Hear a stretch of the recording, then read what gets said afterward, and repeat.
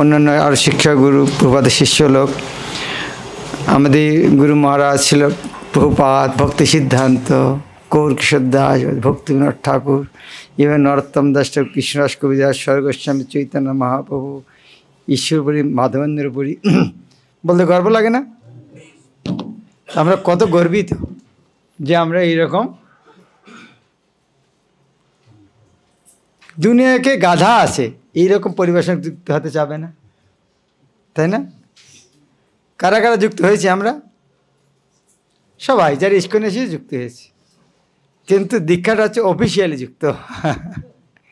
হ্যাঁ, যদি দীক্ষা নাও নেয় তবু যুক্ত হতে পারে, এমন যেমন শিক্ষা পরম্পরা, দীক্ষা না নিয়েও যুক্ত হতে পারে শিক্ষা যদি গ্রহণ করে।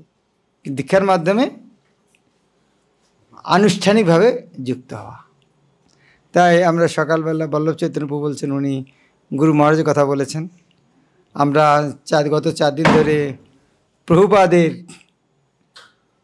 মহিমা শুনেছি। আমরা হয়তো বাকি আমাদের পূর্বতন খুব একটা বেশি জানি না, জানা উচিত কি না উচিত? তারা জানলে কী লাভ? তাদের প্রতি আমাদের শ্রদ্ধা আরও বাড়বে, তাদের শিক্ষার প্রতি। প্রভুপাদ সম্বন্ধে যত শুনছি তত শিক্ষাটা দৃঢ়ভাবে গ্রহণ করার ইচ্ছা হচ্ছে। সেরকম আমাদের পূর্বতন আচার্যদের সম্বন্ধে যদি আমরা জানি তাহলে আমাদের শ্রদ্ধা আরও বাড়বে এবং তাদের কথা আমাদের বিশ্বাস আরও দৃঢ় হবে। তো আমি রাধাবাদপুরকে একটু ভক্তি সিদ্ধান্ত, সরস্বতী ঠাকুর, গৌর কিশোর দাস, ভক্তিবিনোদ ঠাকুর, এরকম পূর্বতন আচার্যদের সম্বন্ধে একটু মহিমা কীর্তন করার জন্য বলছি। ओम ज्ञानतिमिरान्धस्य ज्ञानाञ्जनशलाकया चक्षुरुन्मिलितं येन तस्मै श्रीगुरुवे नमः। नमो विष्णुपादाय कृष्णप्रेष्ठाय भूतले श्रीमते भक्तिवेदान्त स्वामिनिति नामिने। नमस्ते सारस्वते देवे गौरवाणी प्रचारिणे निर्विशेष शून्यवादी पाश्चात्यदेशतारिणे। श्री कृष्ण चैतन्य प्रभु नित्यानंद श्री अद्वैत गदाधर शिवासादि गौरभक्तवृंद। हरे कृष्ण कृष्ण कृष्ण हरे हरे, हरे राम राम राम हरे हरे। हरे कृष्ण। तो हमारे गुरु परंपरा सम्पर्के बोलते महाराज बोलें, तो हमारे गुरु परंपराय जो पूर्ववर्ती आचार्य ताদের सकलेर सम्पर्के আমরা कम बेश जानी, कमपक्षे नाम तो जानी, दीक्षा निते एसेছি तो नाम तो जानतेই হবে, কিন্তু তাদের সম্পর্কে আরেকটু জানলে খুবই ভালো। তো যেমন আমাদের ইসকনের প্রধানতম শিক্ষাগুরু কে? শ্রী প্রভুপাদ, ভক্তিবেদান্ত স্বামী প্রভুপাদ। কেন? তার আগে তার গুরু মহারাজ, ওনারও উপাধি কি ছিল? প্রভুপাদ। তো প্রভুপাদের প্রণাম মন্ত্রটা কি? অনেক সময় অনেকেরা প্রণাম মন্ত্র বলার সময় খুব উল্টাপাল্টা বলে, আর ও শুনে খুব বিরক্ত লাগে। কার বিরক্ত লাগে? যেমন যে বাংলা জানে তার সামনে যদি উল্টা পাল্টা কিছু একটা বাংলা বলা হয় তার কেমন লাগে? বিরক্ত লাগে না? কি বলছেন আপনি বাংলা? রাইট, মানে বিরক্ত লাগে অ্যাকচুয়ালি। তদ্রূপ যারা প্রণাম মন্ত্রটা ঠিক করে জানেন তাদের সামনে যদি উল্টা পাল্টা যদি প্রণাম মন্ত্র বলা হয় কেমন লাগে? বিরক্ত লাগে না? আচ্ছা ধরুন যেমন যারা ইংলিশ জানে তাদের সামনে উল্টা পাল্টা ইংলিশ কিছু, you come I go he but to to পারবো, তো কেমন লাগে? বিরক্ত লাগে না? রাইট। তাহলে আমাদের এটা শেখা উচিত যে প্রণাম মন্ত্রটা কি। তো আমি আজকে আপনাদেরকে প্রণাম মন্ত্র নিয়ে বলবো। তো শিল প্রভুপাদের প্রণাম মন্ত্র তো আমরা কি বলি? নমো ওম। আবার অনেক সময় বলার সময় না অনেকেরা নমো ইয়োম। হ্যাঁ, তো ছোটোবেলায় আমরা যখন স্কুলে পড়তাম তখন টিভিতে একটা সিরিয়াল দেখাতো ক্যাপ্টেন ভিয়োম, তো ওই ইয়োম শুনে আমার ক্যাপ্টেন ভিয়োমের কথা মনে পড়ে যায়। তো উল্টা পাল্টা ওম কীভাবে উচ্চারণ করে? ওম। শিল প্রভুপাদ চৈতন্য চরিতামৃতে ব্যাখ্যা করেছেন। মহারাজ একবার আমাদের ক্লাস দিচ্ছিলেন, সেখানে তিনি বললেন অ উ মা। হ্যাঁ, অ উ মা। অ মানে अ काके इंगित करे? अकारण उच्चते कृष्ण सर्वलोकैक नायक। उकार उकारण उच्चते राधा मकार जीव वाचक। माने अ काके इंगित करे? कृष्ण के। उ काके इंगित करे? श्रीमती राधा रानी के। म काके इंगित करे? जीव के। তাহলে ভেবে দেখুন এত গুরুত্বপূর্ণ ওম কিভাবে বলা উচিত? ওম। ইয়োম। অনেকের আমাদের মন্দিরে একজন ভক্ত আছে, সে গাওয়ার সময় গান ধরে নমঃ ইয়োম, একদম স্পষ্টভাবে ইয়ম উচ্চারণ করে, তো শুনতে যারা জানে তাদের কাছে শুনতে কেমন লাগবে? আপনারা এত শিক্ষিত সাধু মহাত্মা, হ্যাঁ কি যে বড় বড় কথা বলেন, কিন্তু একটা সাধারণ কথাটা উচ্চারণ করতে পারছেন না। তো কেমনভাবে উচ্চারণ করা হয়? নমো ওম বিষ্ণুপাদায়। কৃষ্ণ বিষ্ণুপাদায় মানে তিনি ভগবান বিষ্ণুর শরণাপন্ন হয়েছেন। কৃষ্ণ প্রেষ্ঠায়, প্রেষ্ঠ মানে প্রিয়, কৃষ্ণ প্রেষ্ঠ মানে কৃষ্ণের প্রিয়। ভূতলে মানে এই ধরাধামে, এই ভূতলে তিনি কৃষ্ণের খুব প্রেষ্ঠ। তো গুরুদেবকে প্রণাম করার সময় আমরা কি বলি? কৃষ্ণ প্রেষ্ঠায় ভূতলে, তিনি এই ধরাধামে কৃষ্ণের খুব প্রিয়। শ্রীমতে, এটা বলতে কিন্তু 90% লোকেরা ভুল করে। শ্রীমতী, আরে শ্রীমতী কাকে বলে? পুরুষকে না মহিলাকে?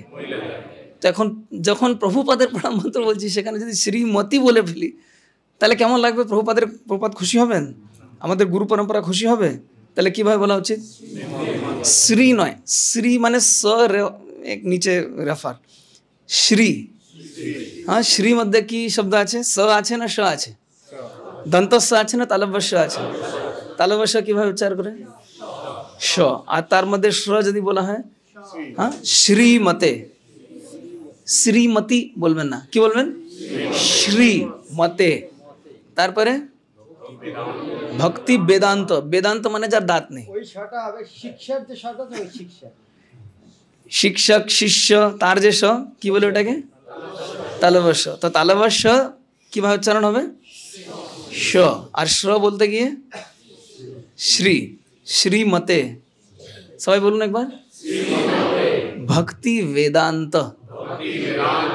হ্যাঁ, আমি 11 বছর বাংলায় থাকছি, এখন আমাকে উচ্চারণে কেউ ভুল বোঝাতে পারবে না। আমি অনেক ভুল শিখে এখন ঠিক শিখে গেছি। অনেকেরা বেদান্ত বলে, বেদান্ত মানে শুনতে কেমন লাগে? যার দাঁত নেই। এটা কি ঠিক উচ্চারণ? কিভাবে বলা উচিত? বেদান্ত। বেদান্ত মানে দন্ত ওষ্ঠ, উপরে দাঁত আর নিচের, হ্যাঁ ওষ্ঠ, अधर ओष्ठ। ऊपरेटा बोले अधर, नीचेटा बोले ओष्ठ। हाँ, दंत औष्ठ माने ऊपरे दांत और नीचे ओष्ठ, ये टच कर ले वह साउंड बेरे। वाह, सब एक बार करूँ तो वाह वाह। हाँ, भक्ति वेदांत। हाँ, वेदांत ना है। কথাটা বুঝতে পারছেন? বেদান্ত ঠোঁটটা লাগানো যাবে না, বেদান্ত না, একটু ফাঁক রেখে বলতে বেদান্ত।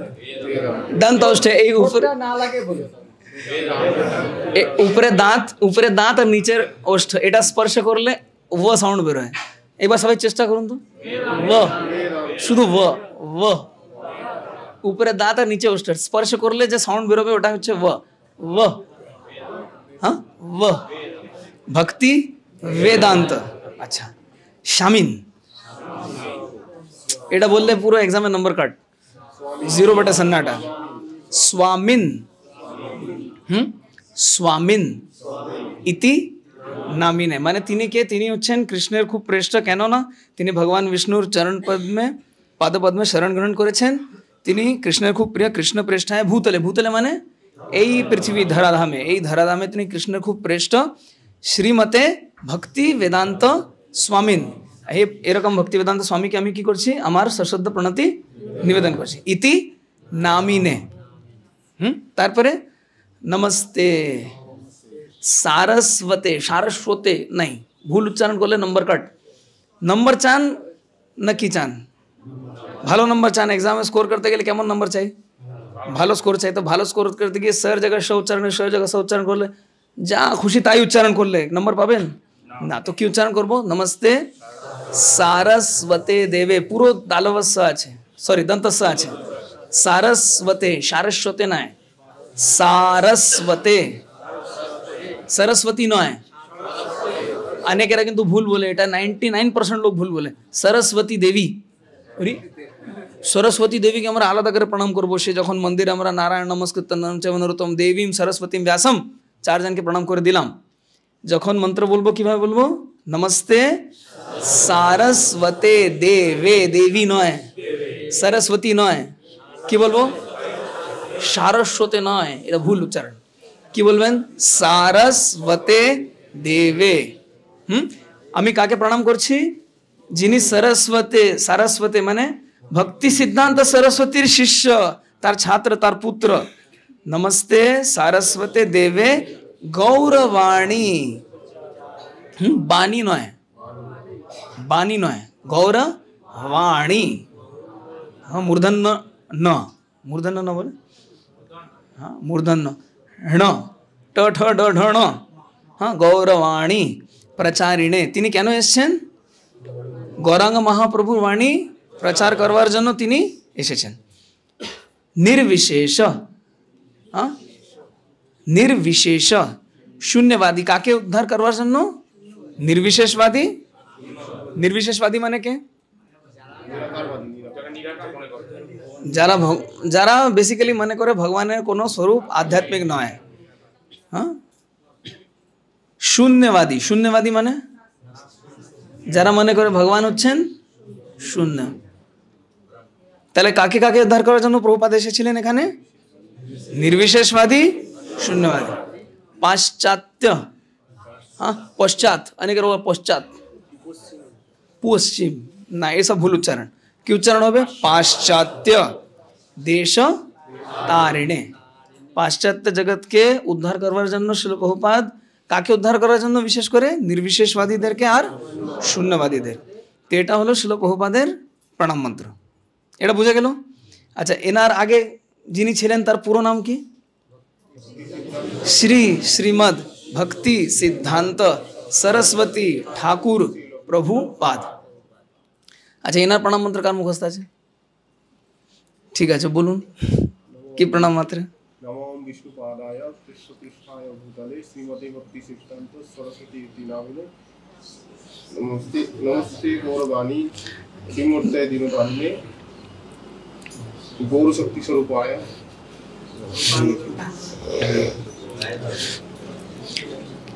নমস্তে,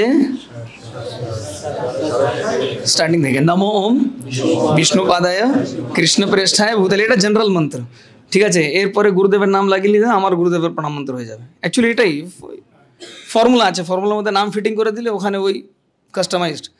হ্যাঁ, এ মনে করার জন্য এভাবে বুঝাচ্ছি, তাই তো মনে থাকবে তাড়াতাড়ি। হ্যাঁ, নমো ওম বিষ্ণুপাদায় কৃষ্ণপৃষ্ঠায় ভূতলে মানে আমি গুরুদেবকে প্রণাম নিবেদন করছি, যিনি ভগবান বিষ্ণুর পাদপদ্মে শরণ গ্রহণ করেছেন। তিনি কৃষ্ণের খুব শ্রেষ্ঠ, খুব প্রিয়। শ্রীমতে ভক্তি সিদ্ধান্ত সরস্বতী ইতি নামিনে হয়ে গেল। আচ্ছা, সেকেন্ড মন্ত্রটা কি? শ্রী वार्ष भानवी देवी दयिताय कृपाब्धे। श्री वार्ष भानवी देवी दयित माने के? वार्ष भानवी देवी माने के? श्रीमती राधा रानी। वार्ष भानवी देवी माने कार, कार में कार कन्या? वृषभानु महाराजेर कन्या, सेजন্য কি নাম হলো? वार्ष भानवी देवी दयित। दयित মানে তার প্রেমী, তার প্রিয়, তার প্রিয় কে? কৃষ্ণ। তো কি বলছেন এখানে? শ্রী वार्षभानवी देवी द्वैत কৃপাবধয়ে।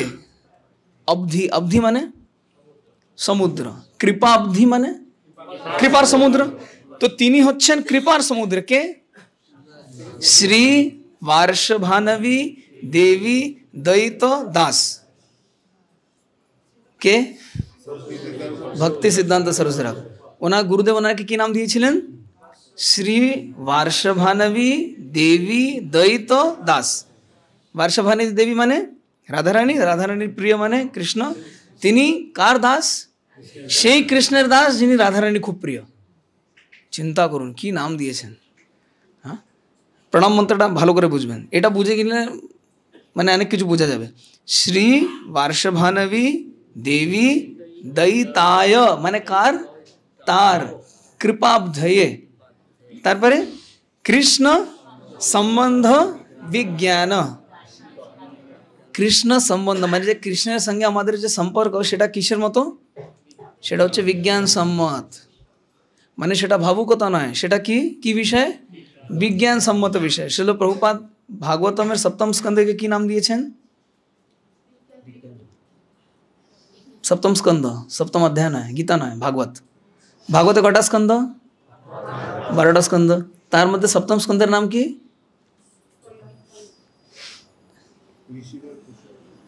ঋষিদের প্রশ্ন। ভাগবতে কটা স্কন্ধ? আচ্ছা, প্রথম স্কন্ধের নাম কি?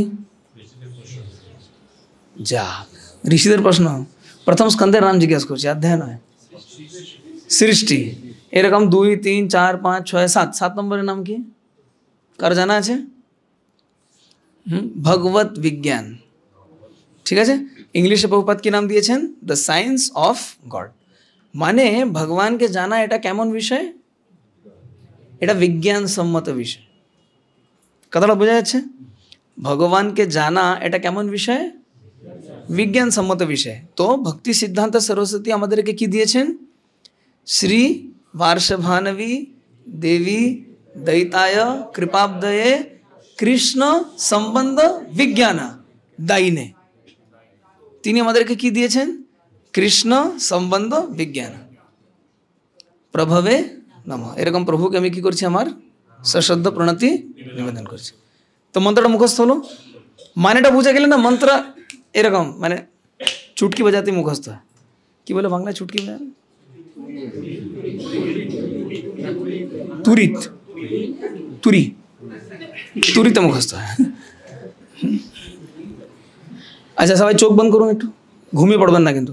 এবার চোখ বন্ধ করে একটু প্রণাম মন্ত্র বলুন তো দেখি। নমস্তে সরি শ্রী বার্ষভানবী দেবী দয়িতায় কৃপাব্ধয়ে কৃষ্ণ সম্বন্ধ বিজ্ঞান দায়িনে প্রভবে নমঃ। এবার চোখ খুলে একসঙ্গে বলি তো আমরা, শ্রী বার্ষভানবী দেবী দয়িতায় কৃপাব্ধয়ে কৃষ্ণ সম্বন্ধ বিজ্ঞান দায়িনে প্রভবে নমঃ। এটা দুটো মন্ত্র হলো। প্রথমটা কি ছিল? নমো বিষ্ণুপাদায় কৃষ্ণপৃষ্ঠায় ভূতলে শ্রীমতে ভক্তি সিদ্ধান্ত সরস্বতী নামিনে। 2 নম্বরটা কি ছিল? শ্রী বার্ষভানবী দেবী দয়িতায় কৃপাব্ধয়ে কৃষ্ণ সম্বন্ধ বিজ্ঞান দায়িনে প্রভবে নমঃ। এবার 3 নম্বর মন্ত্র। এনার অনেক মন্ত্র আছে। মাধুর্য উজ্জ্বল প্রেমাঢ্য। মাধুর্য, মাধুর্য উজ্জ্বল।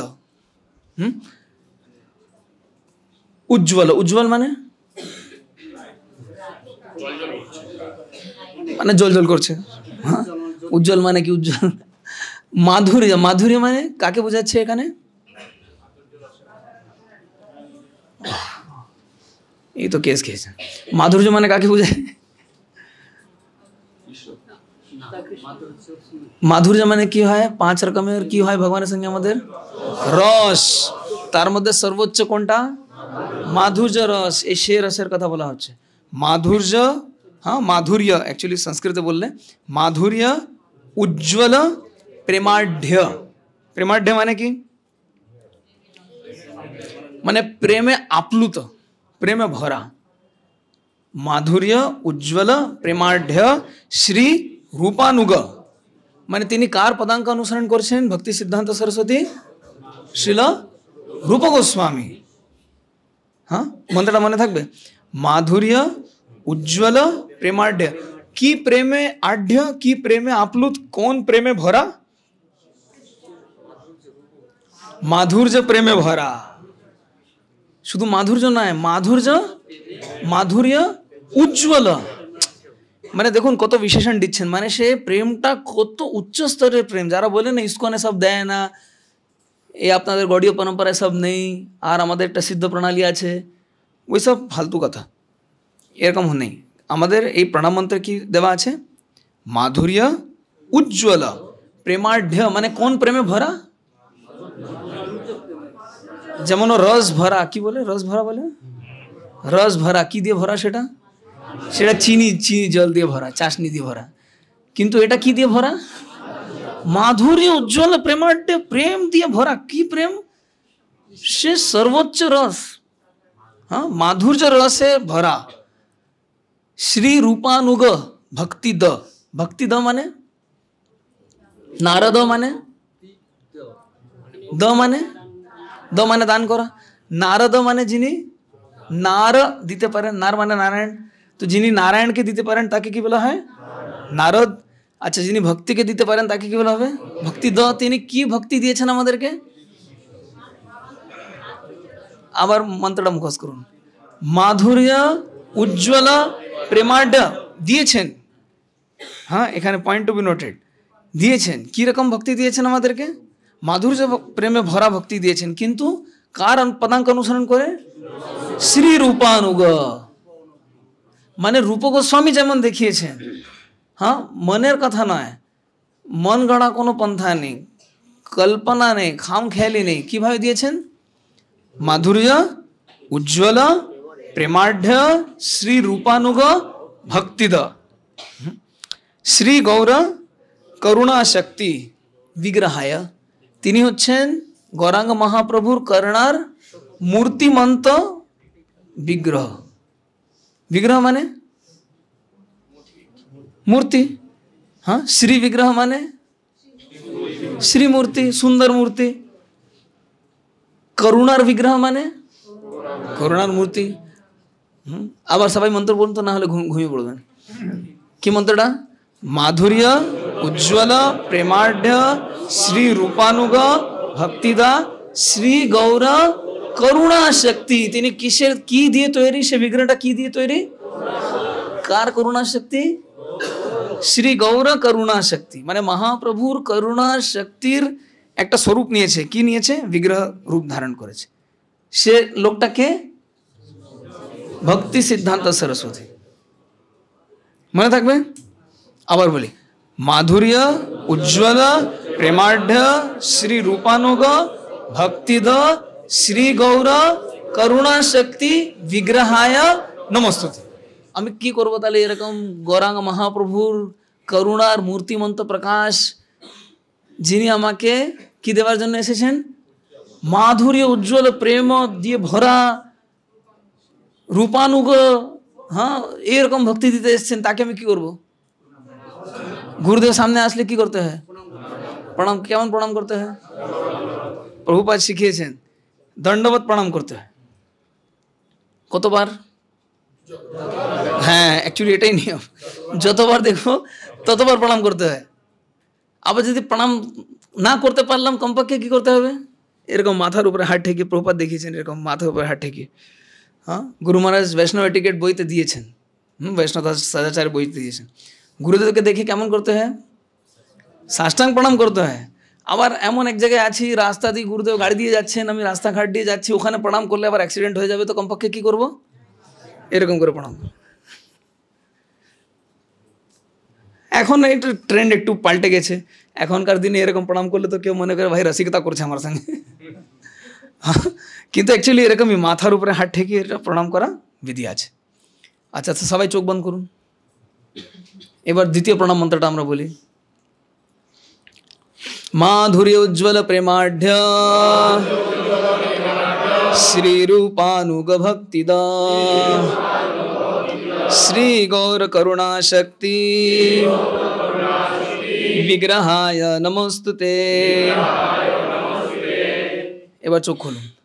এবার প্রথম শ্লোকটা বলি আমরা। কি ছিল প্রথম শ্লোকটা?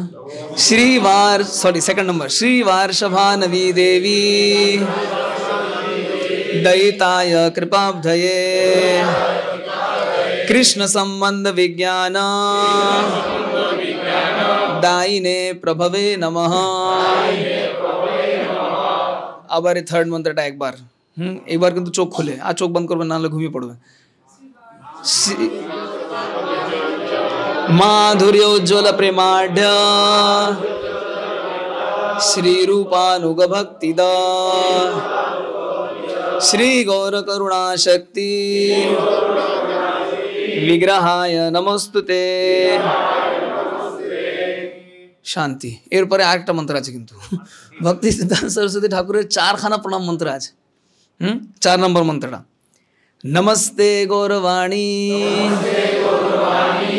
কাকে নমস্কার করছি আমি? যিনি গৌরবাণী, হ্যাঁ, শ্রীমূর্তয়ে দীনতারিণে, মানে ভক্তি সিদ্ধান্ত সরস্বতী কে তিনি গৌরবাণীর মূর্তিমন্ত স্বরূপ। নমস্তে গৌরবাণী শ্রীমূর্তয়ে, যিনি গৌরবাণীর শ্রীমূর্তি, গৌরবাণীর মূর্তিমন্ত বিগ্রহ। নমস্তে গৌরবাণী শ্রীমূর্তয়ে। গৌরবাণী শ্রীমূর্তি, এটা এক শব্দ। তিনি কিসের মূর্তি? গৌরাঙ্গ মহাপ্রভুর বাণীর মূর্তি। হ্যাঁ, গৌরাঙ্গ মহাপ্রভুর বাণীর মূর্তি। নমস্তে গৌরবাণী শ্রীমূর্তয়ে দীনতারিণে, তিনি কেন এসেছিলেন? দীনহীন যত ছিল হরি নামে উদ্ধারিল। হ্যাঁ, যত দিনহীন লোককে কৃপা করবার জন্য কে এসেছে? ভক্তি সিদ্ধান্ত সরস্বতী ঠাকুর। আবার নমস্তে গৌরবাণী শ্রীমূর্তয়ে দীনতারিণে রূপানুগ বিরুদ্ধ অপসিদ্ধান্ত ধ্বান্ত হারিণে। বিশেষ করে তিনি কার সিদ্ধান্ত স্থাপন করবার জন্য এসেছিলেন? রূপানুগ বিরুদ্ধ, যেটা রূপ গোস্বামী দেন নেই বা যেটা তিনি দিয়েছেন তার অপোজিট, তার বিরুদ্ধ। তিনি যেটা দিয়েছেন সেটা কি? সেটা হচ্ছে সিদ্ধান্ত। তো তিনি যেটা দিয়েছেন তার বিরুদ্ধ মানে অপসিদ্ধান্ত। তো অপসিদ্ধান্তকে স্থাপন করা উচিত, তাকে কি করা উচিত? খণ্ডন করা উচিত। তো ভক্তি সিদ্ধান্ত সরস্বতী ঠাকুর কি করলেন? নমস্তে গৌরবাণী শ্রীমূর্তয়ে দীনতারিণে রূপানুগ বিরুদ্ধ অপসিদ্ধান্ত ধ্বান্ত। ধ্বান্ত মানে, ধ্বান্ত মানে অন্ধকার। এই যে অপসিদ্ধান্তের অন্ধকার সারা জগতে, সারা জগৎকে আচ্ছাদিত করে দিয়েছে, ওটাকে তিনি কি করলেন? হারিণে। হারিণে মানে হরণ করলেন, নিয়ে গেলেন, সরিয়ে দিলেন। এবার সবাই চোখ বন্ধ করুন, সবাই আমরা মন্ত্র বলি, জোরে বলবেন, না হলে ঘুমিয়ে পড়বেন। এসি ঠান্ডা বাতাস তো। নমস্তে গৌরবাণী শ্রীমূর্তয়ে দীনতারিণে রূপানুগ বিরুদ্ধ অপসিদ্ধান্ত ধ্বান্ত হারিণে। মজা লাগলো না? আজকে 4টা প্রণাম মন্ত্র আমরা শিখলাম। কার প্রণাম মন্ত্র ছিল এটা? আচ্ছা, এর আগে আর কে আছে? এখানে যে বাংলা বইটাতে রূপানুগ সিদ্ধ, ওখানে একটা শ্রী লাগানো আছে, প্রিন্টিং মিস্টেক আছে বাংলা বইতে। শ্রী রূপানুগ, শ্রীটা হবে না, না বাংলা বই যাদের আছে শ্রীটা কেটে দেন, ওইটা শ্রীটা কেটে দেন। রূপানুগ বিরুদ্ধে অপসিদ্ধান্ত হয়। শ্রী বললে কোনো ক্ষতি নাই, কিন্তু মন্ত্রে যেটা আছে সেটা বলে। আচ্ছা, এর আগে যিনি গুরু, ওনার নাম কি? হ্যাঁ, শ্রীলা গৌর কিশোর দাস বাবাজি মহারাজ। আচ্ছা, এখানে একটা ছোট্ট কথা, শ্রীলা শব্দ মানেটা কি? এই এতক্ষণ এত বছর আমরা শুনে এসেছি শ্রীল শ্রীল শ্রীল, শ্রীল মানে কথাটা মানেটা কি? যিনি ভক্তি দান করতে পারেন, এই একটা মানে। আচ্ছা, শিলা প্রভুপাদ কি মানে দিয়েছে? গুরুমা যেটা লেকচারে বলেছিলেন, ক্লাসে বলেছিলেন, প্রভুপাদ বলেছেন শ্রী মানে ভগবানের সৌন্দর্য আর ল মানে ভগবানের লীলা। তো যিনি আমাদেরকে ভগবানের সৌন্দর্য আর লীলা সম্পর্কে অবগত করান, মানে তিনি জানান, তাকে বলা হয় শ্রীল। কথার মনে থাকবে, শ্রীল মানে কেউ জিজ্ঞাসা করতে পারেন আপনাদের ইস্কনে শ্রী ল, আবার ল কেন অ্যাড করে? আরে শ্রী বললেই তো হয়। যিনি ভগবানের সৌন্দর্য শ্রী আর ল মানে লীলা, সৌন্দর্য আর লীলা সম্পর্কে আমাকে অবগত করান, আমাদেরকে জানান। হ্যাঁ, আর শ্রীল মানে আর একটা মিনিং কি? যিনি ভক্তি দান করতে পারেন তাকে কি বলা হয়? শ্রীল। আচ্ছা, এরপরে নমো নমো গৌর কিশোরায় সাক্ষাৎ বৈরাগ্য মূর্তয়ে। মানে তিনি হচ্ছেন কিসের মূর্তি? আচ্ছা, ভক্তি সিদ্ধান্ত সরস্বতী ঠাকুর কিসের মূর্তি ছিলেন? গৌরবাণী। হ্যাঁ, আর তার আগে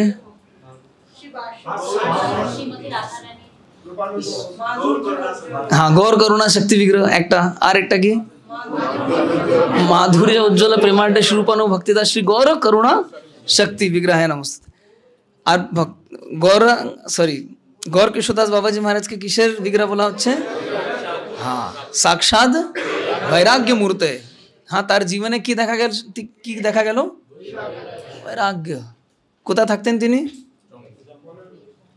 गंगार धारे थाकतेन की पड़तेन वो श्मशाने जो मोड़ा निये आसे ना ताके जो कापड़ परानो है सेटा तो अस्पृश्य केउ तो स्पर्श करे ना तिनी सेई कापड़टा तुले परे नितेन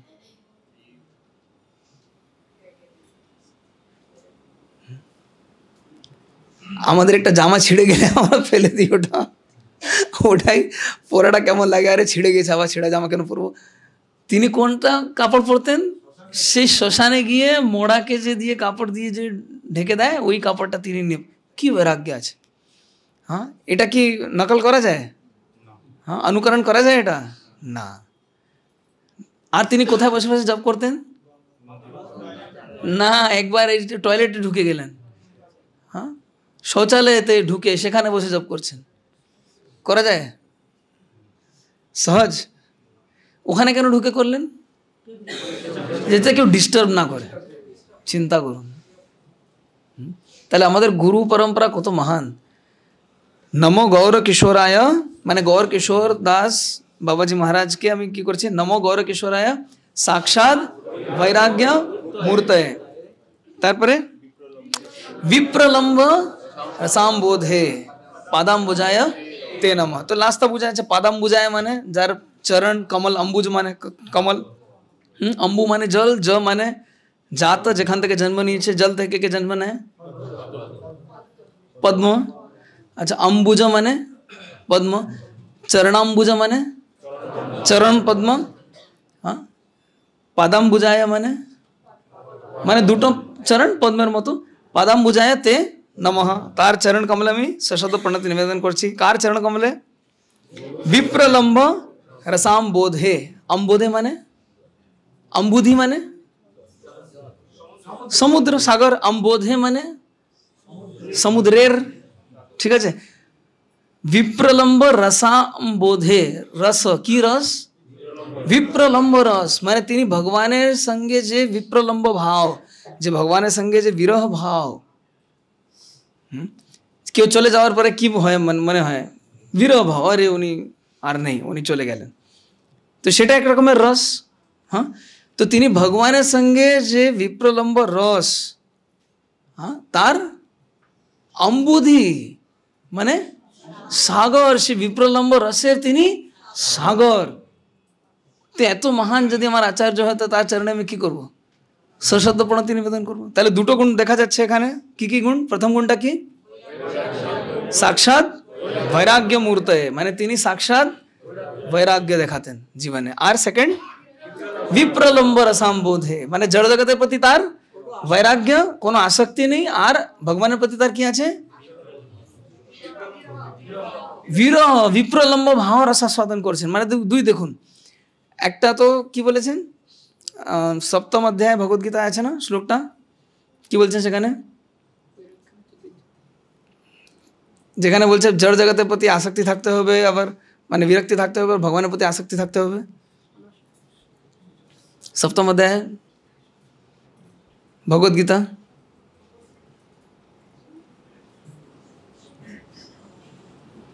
যাই হোক, এটা হোমওয়ার্ক, এটা আপনারা খুঁজে বলবেন কি শ্লোক আছে। সপ্তম অধ্যায় বলে দিলাম, হ্যাঁ, সপ্তম অধ্যায় আছে, স্টার্টিংয়ে আছে কিন্তু শ্লোকটা।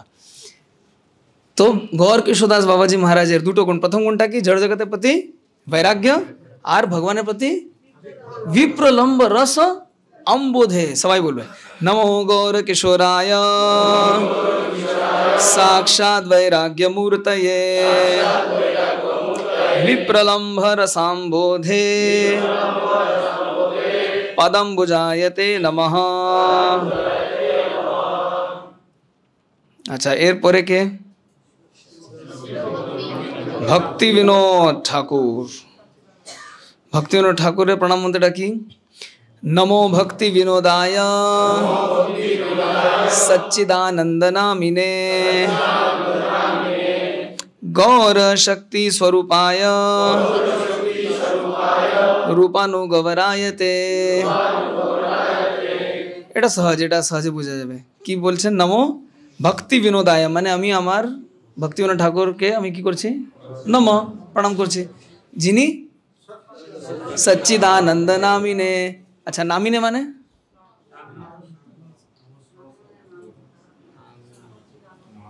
প্রভুপাদের প্রণাম মন্ত্রটা কি? সবাই বলুন তো প্রথম মন্ত্রটা।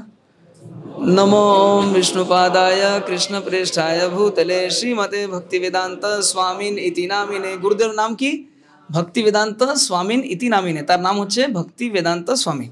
আচ্ছা, তাহলে এখানে আবার চলে আসছি। হ্যাঁ, ভক্তিবিনোদ ঠাকুরের প্রণাম মন্ত্র কি মন্ত্র? নমো ভক্তি বিনোদায় সচ্চিদানন্দ। আবার বলুন, নমো ভক্তি বিনোদায় সচ্চিদানন্দ নামিনে। তার একটা নাম কি ভক্তিবিনোদ ঠাকুরের? সচ্চিদানন্দ ভক্তিবিনোদ ঠাকুর। ঠিক আছে, ও প্রথম থেকে তুলে দিয়ে কোথায় নিয়ে আসছে, এরকম করে না কম্পিউটারে কাট করে এখানে নিয়ে সেখানে পেস্ট করে দেয়। হ্যাঁ, নমো ভক্তি বিনোদায় সচ্চিদানন্দ নামিনে। তারপরে গৌর শক্তি স্বরূপায়, তিনি হচ্ছেন গৌরাঙ্গ মহাপ্রভুর শক্তি স্বরূপ। চিন্তা করুন, মহাপ্রভু কৃপা স্বরূপ, মহাপ্রভু শক্তি স্বরূপ, কোথায় থেকে এসছে আমাদের আচার্যরা।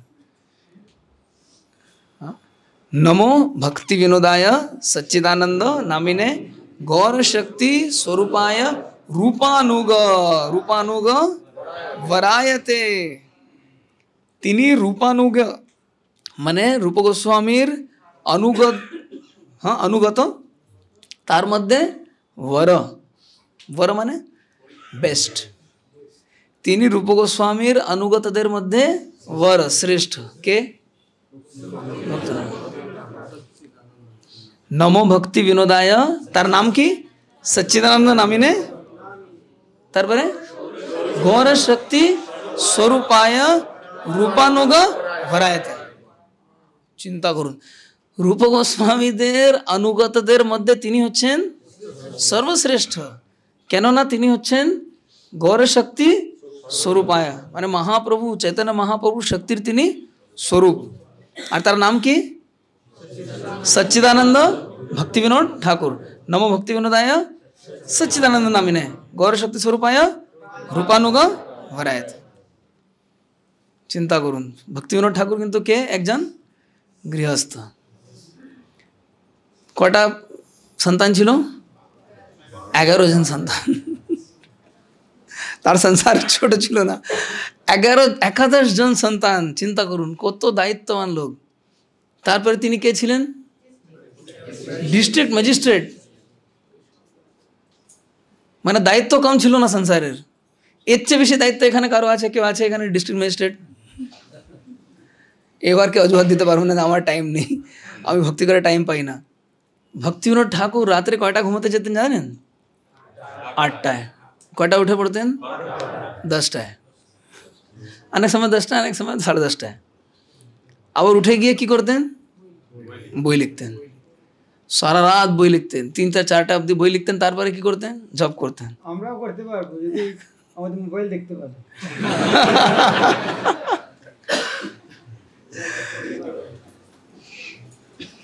তারপরে জব করে, তারপরে স্নান টান করে, তারপরে কেউ দেখা করতে এসছে তার সঙ্গে দেখা করতেন, অল্প একটু খেতেন।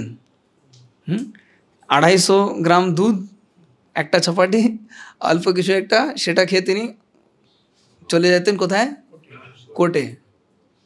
কোর্টে যেতেন, একটার মধ্যে সমস্ত কেস ফিনিশ করে, মানে ডেট পর ডেট, তারিখ পর তারিখ, ওরকম নয় নেক্সট ডেট না, শুনতেন ওখানে জাজমেন্ট দিয়ে ফাইল ক্লোজ করে একটা সময় চলে আসতেন।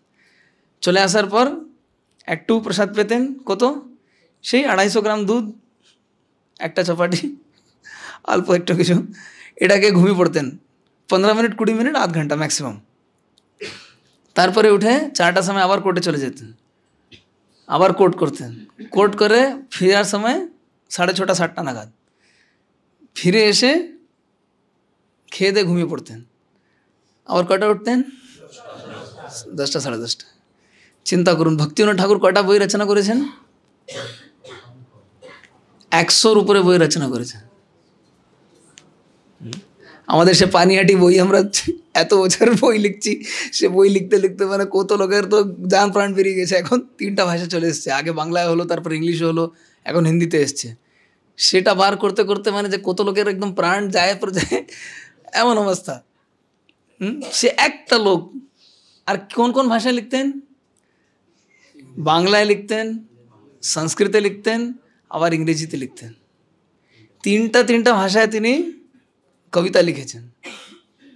চিন্তা করতে, বাংলায় তো অনেকেরা কবিতা রচনা করে, কিন্তু আবার ইংলিশে লিখতে পারে। ইংলিশে লেখাটা কত কঠিন, রাইমিং হয় না, সেখানে তিনি ইংলিশে লিখেছেন। আবার সংস্কৃতে লিখেছেন। চারটেখানি ব্যাপার। কটা সন্তান? 11 সন্তান। আর জগন্নাথ দেবকে কি প্রার্থনা করেছিলেন? আপনার পার্ষদদের মধ্যে একজনকে পাঠান যে আমাকে প্রচার করতে সাহায্য করবে। জগন্নাথ দেব কাকে পাঠালেন? ভক্তি সিদ্ধান্ত সরস্বতী ঠাকুর, বিমলা প্রসাদ। কি করে প্রমাণ হলো? বাড়ির সামনে জগন্নাথের রথ এসে দাঁড়িয়েছে, হ্যাঁ, ওনার মা নিয়ে গেছে, ম্যাজিস্ট্রেটের স্ত্রী, স্বাভাবিক খুব মান সম্মান আদর সৎকার করে নিয়ে গেছে। নিয়ে গিয়েই তিনি কি করলেন? ভগবতী দেবী জগন্নাথের চরণে শিশুটিকে রেখে দেন। রেখে দেওয়ার সঙ্গে সঙ্গে কি হলো? সে তুলসী মালা একদম পড়েছে। হ্যাঁ, সাধারণ ভক্তি সিদ্ধান্ত সরস্বতী যখন দাঁড়াতেন, হাতটা কত অবধি আসতো? হাঁটু অবধি হাত আসতো, আজানুলম্বিত। লোকটা সাধারণ লোক, চিন্তা করুন। কিন্তু এই রকম ভক্তি বিনোদ ঠাকুর, এই রকম ভক্তি সিদ্ধান্ত সরস্বতী, এই রকম গৌর কৃষ্ণদাস বাবাজি মহারাজ, এনার যে নামের প্রচার, এনার মহিমা প্রচার সারা জায়গাতে কে করেছে? শিল প্রভুপাদ। যদি প্রভুপাদ না হতেন তাহলে আজকে বিদেশিরা জানতে পারতো ভক্তি বিনোদ ঠাকুর সম্পর্কে? এই কথাটা কে বলেছিল অফারিংয়ে? না, আমাদের এখানে প্রোগ্রামে যারা যারা অ্যাটেন্ড করেছেন কে বলেছিল? মহারাজ তো মেরে দিলে। কোন মহারাজ বলেছেন? হ্যাঁ, সর্বদিক প্রভু বলেছিলেন। সর্বদিক প্রভু বললেন যে আজকে যদি প্রভুপাদ গিয়ে প্রচার না করতেন তাহলে কি আমরা জানতে পারতাম আমাদের গুরু পরম্পরা এত মহান আচার্য? কেউ জানতে পারতো না। 1896 সালে তিনি ভবিষ্যৎবাণী করেছিলেন কি ভবিষ্যতে খুব সন্নিকটে একজন ব্যক্তি আসবেন যিনি সারা দুনিয়ায় গৌরাঙ্গ মহাপ্রভু বাণী প্রচার করবেন, আর যে ইউরোপীয় আমেরিকান এরা এসে আমাদের বাঙালিদের সঙ্গে কী করবে? জয় সচিনন্দন বলে নৃত্য করবে। সেটা আজকে সত্য হয়েছে তো? কে করে দেখিয়েছে? ভক্তি বেদান্ত স্বামী শিল প্রভুপাদ। আচ্ছা, তাহলে ভক্তি বিনোদ ঠাকুরের প্রণামন্ত্র আবার একবার হয়ে যাক। নমো ভক্তি বিনোদায় সচ্চিদানন্দ নামিনে গৌর শক্তি স্বরূপায় রূপানুগবরায়তে। কে বাকি আছে এর আগে? জগন্নাথ দাস বাবাজি মহারাজ। ওনার প্রণাম মন্ত্রটা কি? গৌর আবির্ভাব ভূমেস্ত্বম। মানে তিনি কি করেছেন? মহাপ্রভুর আবির্ভাব স্থলটাকে উদ্ধার করলেন, হ্যাঁ, চিহ্নিত করে দিলেন। গৌর আবির্ভাব ভূমেস্ত্বম নির্দেষ্টা সজ্জন প্রিয়। নির্দিষ্ট করলেন মানে ইন্ডিকেশন দিলেন, এটা হচ্ছে মহাপ্রভুর জন্মস্থান। তিনি হচ্ছেন সৎ জনদের খুব প্রিয়। সৎ জন মানে সৎ মানে সৎ মানে সাধুকে বলা হয়, হ্যাঁ, ভক্তদের বলা হয় সৎ। সৎ জন মানে সাধুজন, সজ্জন প্রিয়। তিনি সমস্ত সাধুদের খুব কে? জগন্নাথ দাস বাবাজি মহারাজ। গৌর আবির্ভাব ভূমেস্ত্বম। ত্বম মানে আপনি, ত্বম তুমি, ত্বম সংস্কৃতে। গৌর আবির্ভাব ভূমেস্ত্বম মানে আপনি কি করেছেন?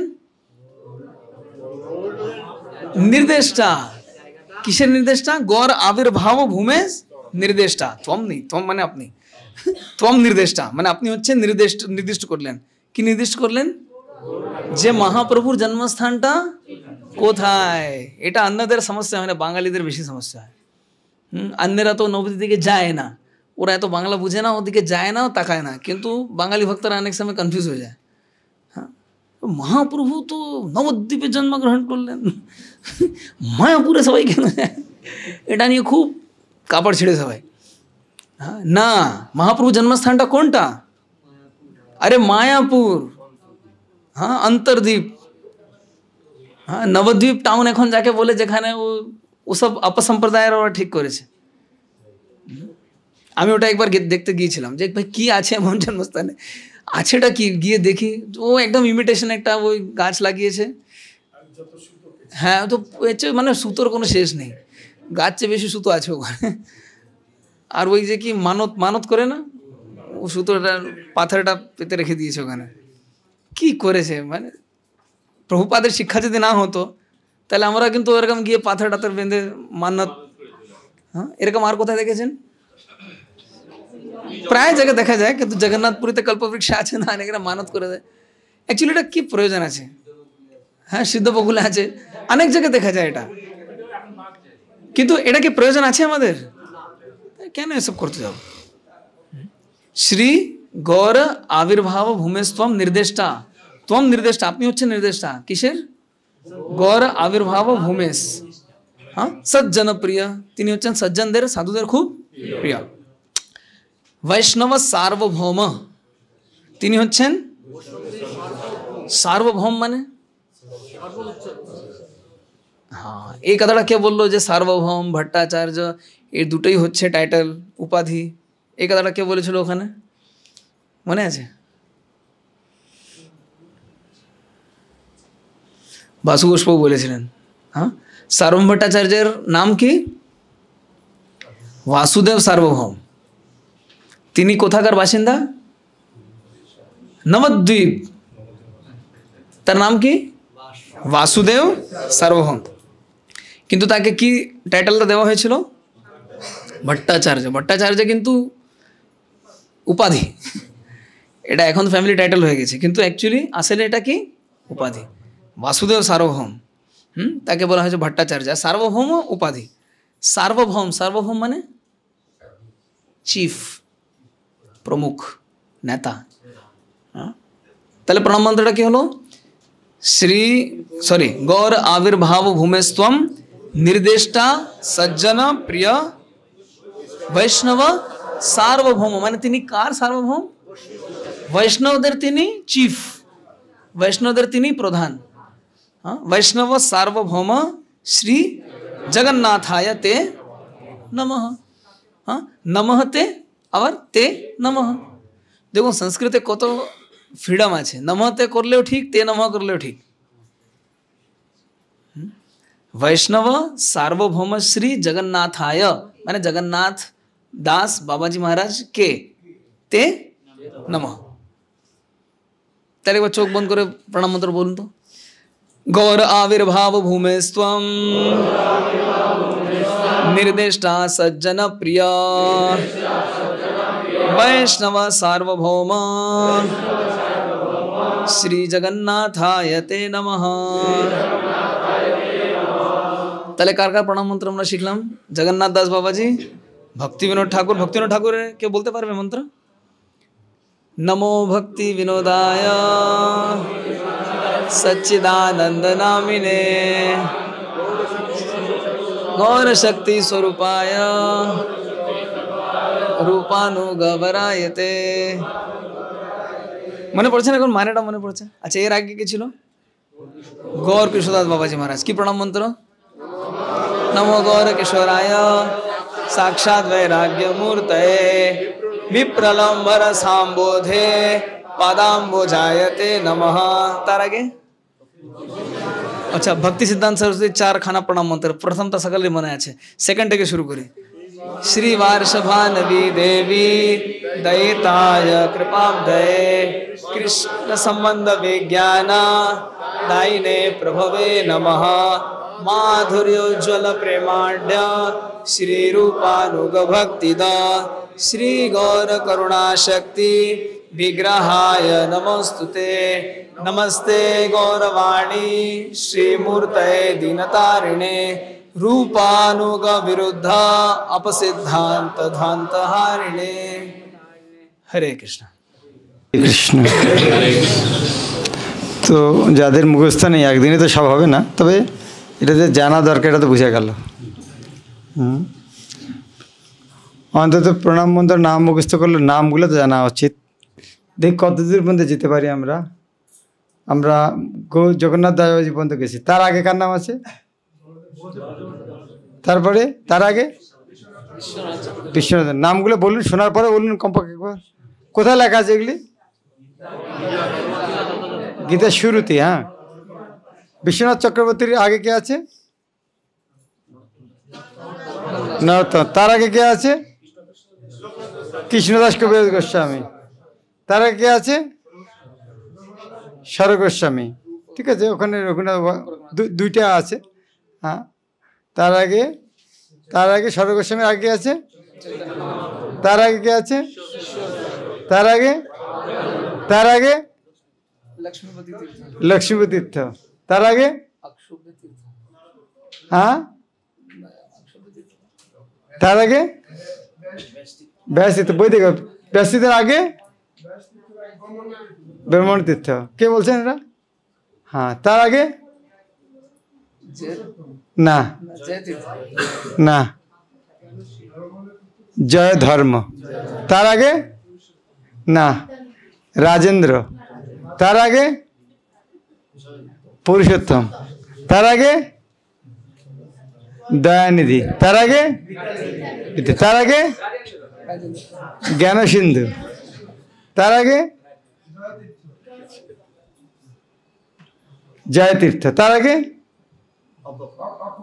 অক্ষোভ্য, তার আগে মাধব, তার আগে নৃহরি, তার আগে পদ্মনাভ, তার আগে মধ্যাচার্য, তার আগে নারদ, তার আগে যে কমপক্ষে যে এটা জানা দরকার আমাদের পূর্বতন আচার্য, যদি লাইন বাই লাইন না মুখস্থ অসুবিধা, কিন্তু আমাদের জানা উচিত এইরকম আছে। যদি আমরা স্মরণ না করি তাদের কৃপা পাবো কী করে? তারা যদি এই যেমন ধরুন প্রভুপাদ মহান শুদ্ধ ভক্ত, কিন্তু যতক্ষণ ভক্তি সিদ্ধান্ত সরস্বতী রেখে তাকে আদেশ করেননি তখন কি এই কাজটা করতে পেরেছেন? প্রভুপাদ বলছিলেন, আমি যদি আমার গুরুদেবের দর্শন না পেতাম, এই আদেশটা না করতেন, আমি ইংরেজি ভাষা কোনো চেষ্টাও করতাম না। এই যে ইংরেজি ভাষা প্রচার করো, ইংরেজি ভাষায় গ্রন্থ লিখব, বিদেশে যাব, এই কথাটা যদি তার গুরুদেব আদেশ না করতেন, চিন্তাই করতো না। ভগবান হয়তো নিয়ে আসতে, কিন্তু এটা এই জ্ঞানটা এইভাবে পরম্পরার মাধ্যমে আসে, ভগবানের মাধ্যমে, ভগবানের কাছ থেকে গুরু পরম্পরার মাধ্যমে আসে। ভক্তি সিদ্ধান্ত সরস্বতী যদি তার বাবার কাছ থেকে, তার গুরুদেবের কাছে না পেতেন, উনি জানতেন না।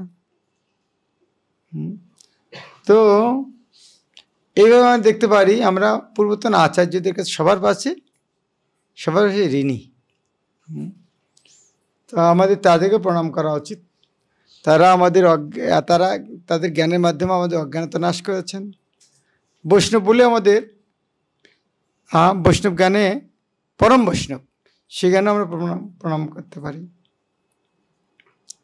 আজকে আমরা যেটা পাচ্ছি এটা যে সর্বশ্রেষ্ঠ, এটা আজকে আমরা ইস্কনের সঙ্গে যুক্ত হয়েছি, আমরা যে জ্ঞানটা লাভ করছি এটা যে সর্বশ্রেষ্ঠ, এই বিষয়ে কোনো সন্দেহ থাকা উচিত না। আজকাল বাজারে ইস্কন ছাড়াও অনেক সংস্থা আছে। কিছু বেশিরভাগ অপসম্প্রদায়, কিন্তু অনেক শুদ্ধ সম্প্রদায় আছে।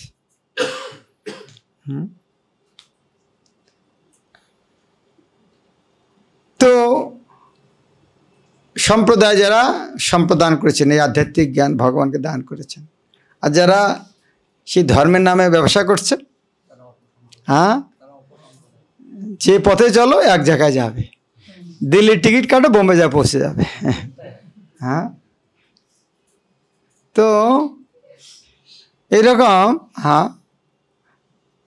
টাকা দাও, যে কোনো মন্ত্র পাবে আমার কাছ থেকে।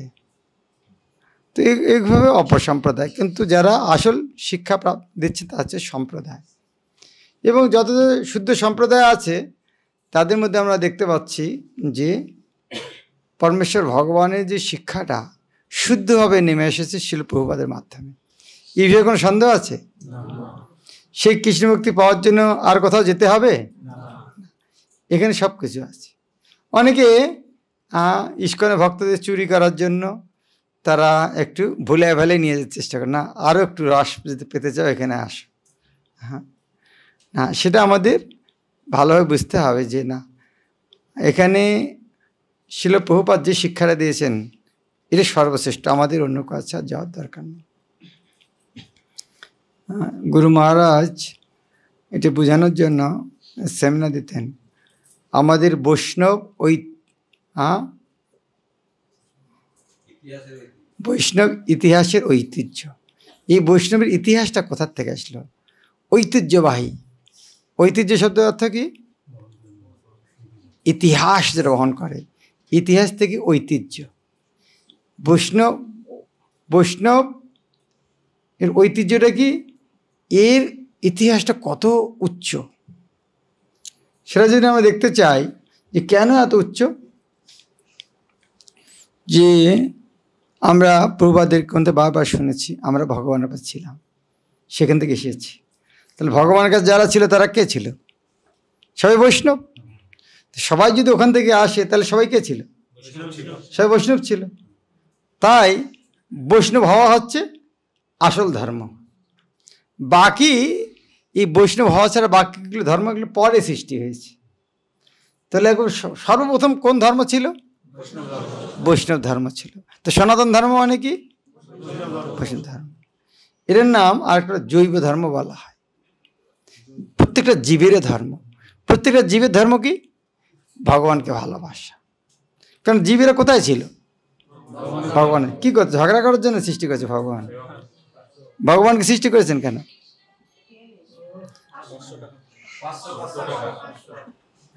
যারা 500 টাকার কথা বললো তাদেরও 500 টাকা।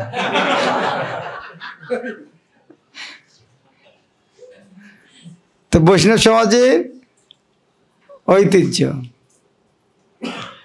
তো এটা আমাদের তাহলে দেখতে পাচ্ছি যে প্রথমে সবাই বৈষ্ণব ছিলেন।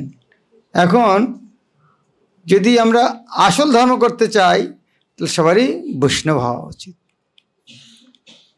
অন্য ধর্মগুলি কখন আসলো? অনেক পরবর্তীতে।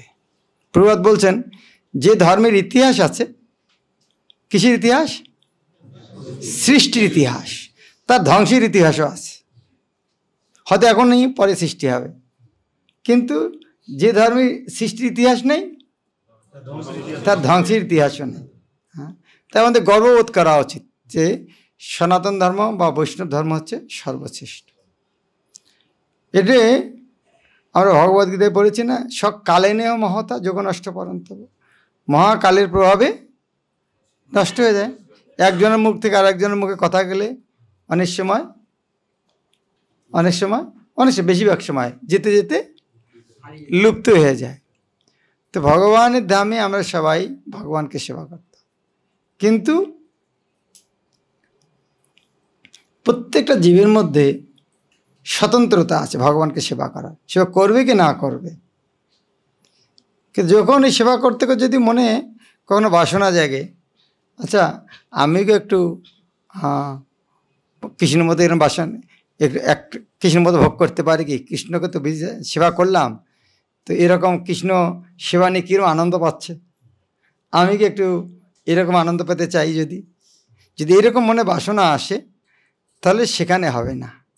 ওটা যে ভগবান ওখানে সেব্য ভগবান একজন, তার জন্য ভগবান সেরকম ব্যক্তিদের জন্য এই জড়জগৎ সৃষ্টি করেছেন। তো জড়জগৎ সৃষ্টি করেছেন তাদের জন্য যারা ভগবানকে সেবা করতে চায় না, সেই জন্যই এটা সৃষ্টি হয়েছে। কিন্তু প্রত্যেকটা জীবের মধ্যে এই আনন্দ পাওয়ার ভাবটা তো আছে। জীবের মধ্যে 3টে গুণ কী কী আছে? সচ্চিত আনন্দ, বেঁচে থাকতে চায়, সৎ নিত্য বস্তু, চিত সবাই মনে করে আমি জ্ঞানী ব্যক্তি, হ্যাঁ, আর আনন্দ, সবাই আনন্দ পেতে চায়। যেমন ক্লাসের আগে বললাম যে সবাই মোবাইলটা বন্ধ করবেন। আমরা এত জ্ঞানী না, আমি জানি আমি বন্ধ করেছি, নিজের জ্ঞানটাকে মানতেই চায় না যে বন্ধ করি নেই। বলা হলো ক্লাসে বসার আগে একবার দেখুন বন্ধ করেছেন কেন, না আমি তো বন্ধ করে এসেছি। নিজকে মানতেই চাই না যে আমি ভুল করতে পারি। এটা তার দোষ না, এটা জীবের দোষ। জীবের স্বভাব, তার জ্ঞান আছে তো জ্ঞানে ওই রকম মনে করে। সৎ চিত আনন্দ, তাই জীবের যে স্বভাবটা কি? আনন্দ পাওয়া। তেমন এই আনন্দ পাওয়ার জন্য ভগবত ধামে সেবা করে আনন্দ পেতাম, কিন্তু এখানে এসে ওই আনন্দটা পেতে চায়। কিন্তু সেবা নিয়ে আনন্দ পাওয়া যায়, সেবা করে আনন্দ পাওয়া যায়। একটা ছোট উদাহরণে আপনারা বুঝতে পারবেন। গোলাপজাম খেয়ে আনন্দ পাওয়া যায় বেশি না বিতরণ করে বেশি আনন্দ পাওয়া যায়?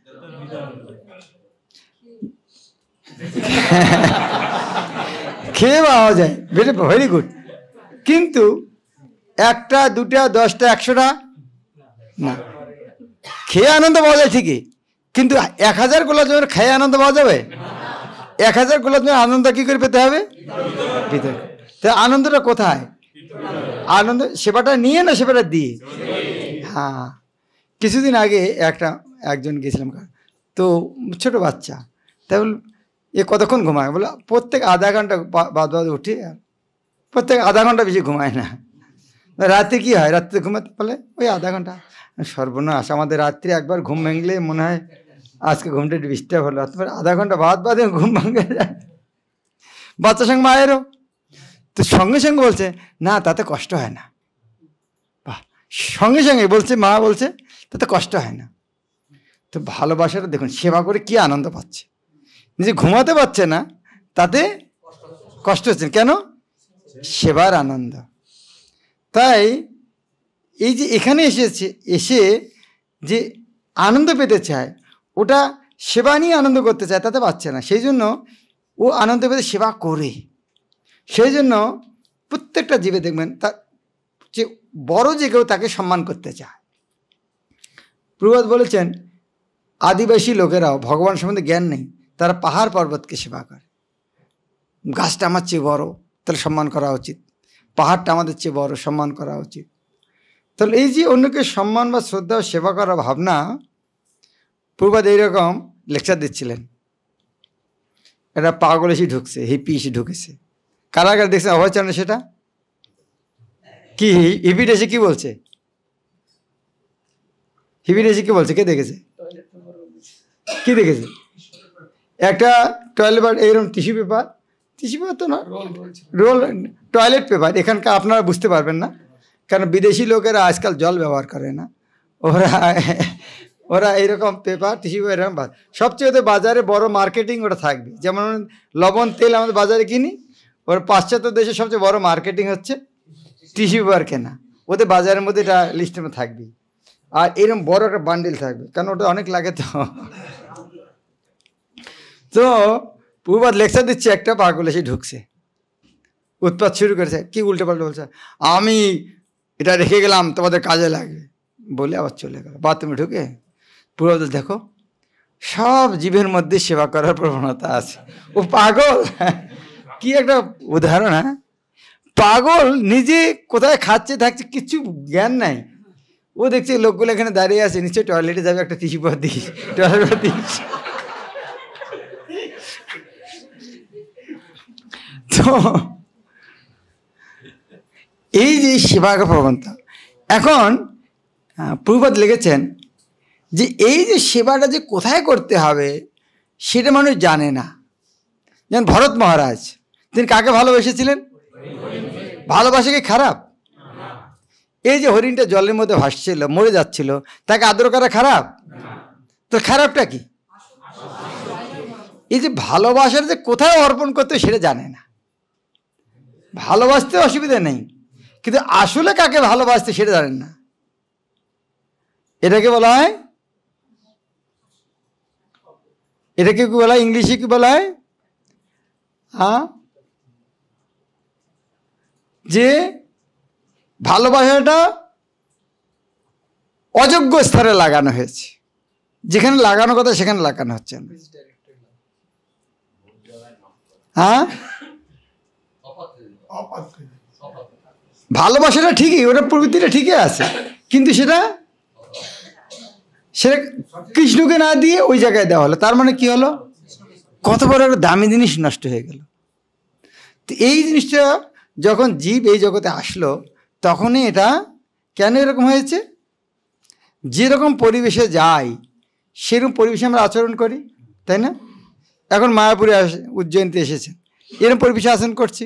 অফিসে যাবেন তখন একরকম আচরণ করবেন, গুরুর কাছে যাই একরকম আচরণ করি, যখন সন্তান স্ত্রীর কাছে যাই তখন আরেক রকম আচরণ করি।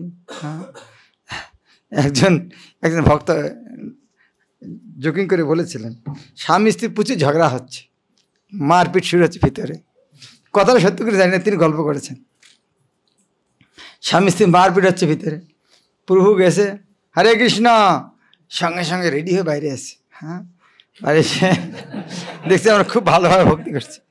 তারপরে 2-3 দিন থেকেছে, তারপর যেদিন প্রভু চলে গেছে আবার শুরু করেছে, বলে ওটা তো ইনকমপ্লিট ছিল, এখন কমপ্লিট করে।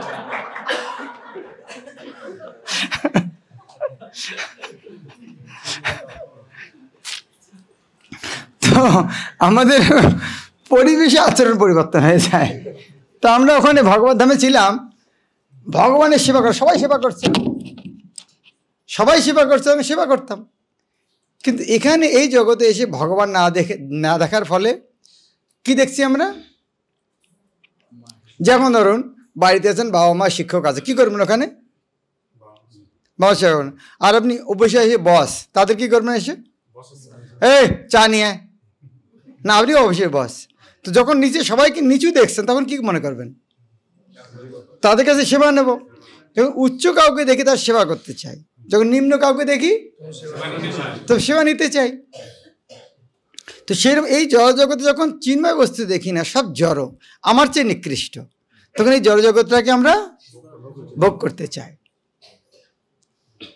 যেমন গাইকে দেখে আমরা পূজা করি, কখন যে ভগবানের প্রিয়, শ্রদ্ধা করি। কিন্তু অন্য একটা পিপিলিকা বাঁকা দেখলে না, এটা তো নিকৃষ্ট, ও মাথায় পাড়া দিয়ে চলে গেছে। তো কথা বলা হচ্ছে, যখন আমরা উচ্চ কাউকে দেখি তখন সেবার মনোভাব আসে, নিকৃষ্ট দেখলে সেবা নিতে। তাহলে এই যে জড় জগৎ মানে নিকৃষ্ট দেখা, তার ফলে কি হয়? আমাদের সেবা নিয়ে আমরা ভোগ করে বন্ধন হয়ে গেলাম। তো ভগবত ভক্তির পন্থাটা হচ্ছে ঠিক অপোজিট, উল্টাটা করা উচিত। কিন্তু এই জগৎটা ওই রকম একটা জায়গা নয় যে আমরা সেবা করব। এই জগৎটা সৃষ্টি করা হয়েছে যাতে আমি দেখতে পারি সব আমার চেয়ে ছোট, যাতে ভোগ করতে পারি, সেই জন্যই বানানো হয়েছে এটা। কিন্তু এই ভোগ করার পাশাপাশি কিন্তু সে ওই যে প্রবণতাটা আছে সেবা করা, আনন্দ পেতে চায়, সেটা আবার খুঁজতে চায়। সেটা খুঁজে পায় কোথায়? কোনো একটা শক্তিকে দেখে খুঁজে পায়। এই জগতে যাকে ভগবানের শক্তি, তো ভগবানের শক্তিকে খুঁজে সেবা করে। ও এটা এই জিনিস, সূর্যদেব অনেক বড়, চন্দ্রের আলো না দিলে এটা হতো না, এই বায়ু বচ্ছে প্রণাম করতে হবে, নদী বহিত হচ্ছে প্রণাম করতে হবে, ভগবানের শক্তি। এই শক্তিগুলো থেকে শরণাগত, এই জন্য তাদের হচ্ছে শক্তির উপাসক হয়ে গেল। এই জগতে এসে কী হলো? শাক্ত হয়ে গেল। যারা চিনল না তারা তো নাস্তিক হয়ে থাকলো, যারা চিনলো একটু তারা শক্তির উপাসক হয়ে গেল, তারা শাক্ত। বিভিন্ন জানোয়ার বিভিন্ন শক্তির উপাসনা করে, যেমন একজনে আবার বিভিন্ন সময় বিভিন্ন উপাসনা করে।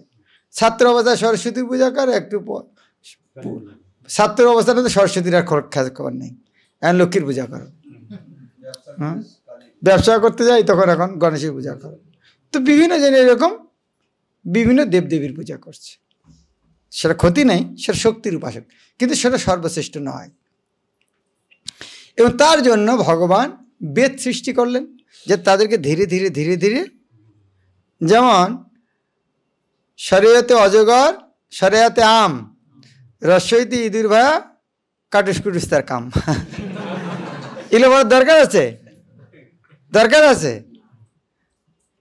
কার জন্য দরকার আছে? যে পড়তে চায় না, ও আ পড়তে চায় না, তাদেরকে ওই ছবিগুলো দেখে পড়াতে হয় যে একটু পড়, ইঁদুর কী করে, আম খেতে ভালো লাগে।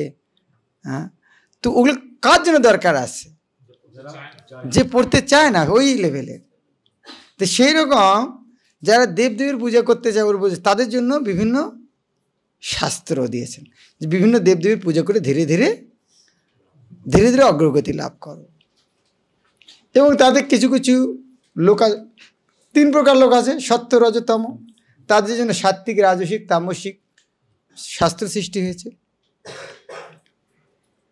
তো তামসিক লোকের জন্য মাংস মদ খাওয়ার ব্যবস্থা করা আছে, যা তারা ধীরে ধীরে ওখান থেকে পূজা করার মাধ্যমে, ব্রাহ্মণকে উপদেশ শোনার মাধ্যমে, শাস্ত্র পড়ার মাধ্যমে ধীরে ধীরে অগ্রগতি করবে।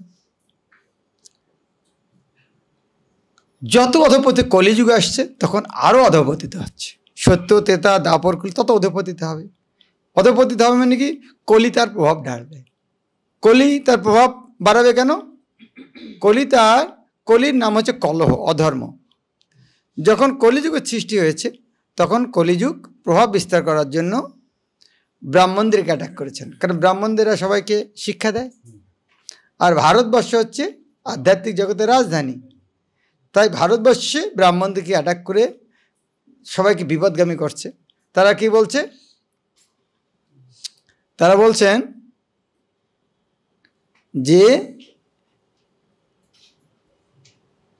ভগবান শব্দটা তারা ভগবান আর দেবতা এক বানিয়ে দিয়ে তারা ওই নিকৃষ্ট স্তরের পূজাটাকে, যেমন মাংস খাওয়া, বলি, এটাকে প্রাধান্য দিচ্ছেন। এমনভাবে এটা বেড়ে গেছে, মানুষ মনে করতে জীবনের উদ্দেশ্য হচ্ছে পশু হত্যা করে বলে এটা হচ্ছে ধর্মের একমাত্র লক্ষ্য। এমন অবস্থায় চলে গেছে, কলি তার রাজ্যত্ব তো। আর উনি আবার করলেন কি, কলি কি বললেন যে কি করে তাড়াতাড়ি করা যায় এই কাজটা, সব ব্রাহ্মণদেরকে অ্যাটাক করবো কি করে? বলছে তোমরা এক কাজ করো, ব্রাহ্মণদের ঘরে যা জন্মগ্রহণ করো, ও ব্রাহ্মণ দুদিন পর মরে যাবে, তারপর তুমি বাচ্চা হবে, তখন তো তুমি কলি, তার মানে ব্রাহ্মণদের বাচ্চারা কে হলো তাহলে? কলির চালা। তো তারা এসে কলিকে খুব তাড়াতাড়ি এইভাবে কলিকে প্রবেশ করালো। এই অবস্থা দেখে সবাই দুঃখী হচ্ছেন, কি ধর্মের নামে এটা হয়? কিন্তু শাস্ত্রেও লেখা আছে, ব্রাহ্মণরাও বলছে, যারা এটা আঘাত পাচ্ছে, কষ্ট পাচ্ছে, তারা কাউকে বলতেও পারছে না, সমাধান দেওয়ারও কেউ নেই। সদয় হৃদয় দর্শিত পশু ঘাতম, এভাবে পশু হত্যা হওয়ার ফলে এমনকি বাংলায় কাপালিক যারা ছিল মানুষও হত্যা করত। ভাগবতেও আছে, যারা ভরতকে বলি দেওয়ার জন্য নিয়ে গেছেন, সে তখনকার কথা, তখনও ছিল, কত নৃশংস ছিল। তো ভগবানের হৃদয়ে করুণায় ভরে গেলেন, তাই তিনি কি করলেন? বুদ্ধদেব এসে বললেন যে বেদকে মানার দরকার নেই, বেদ নেই, আর ভগবান বলে কেউ নেই। কেন বলে? কমপক্ষে পশু হত্যাটা তো বন্ধ হোক। তো পশু হত্যা বন্ধ করার জন্য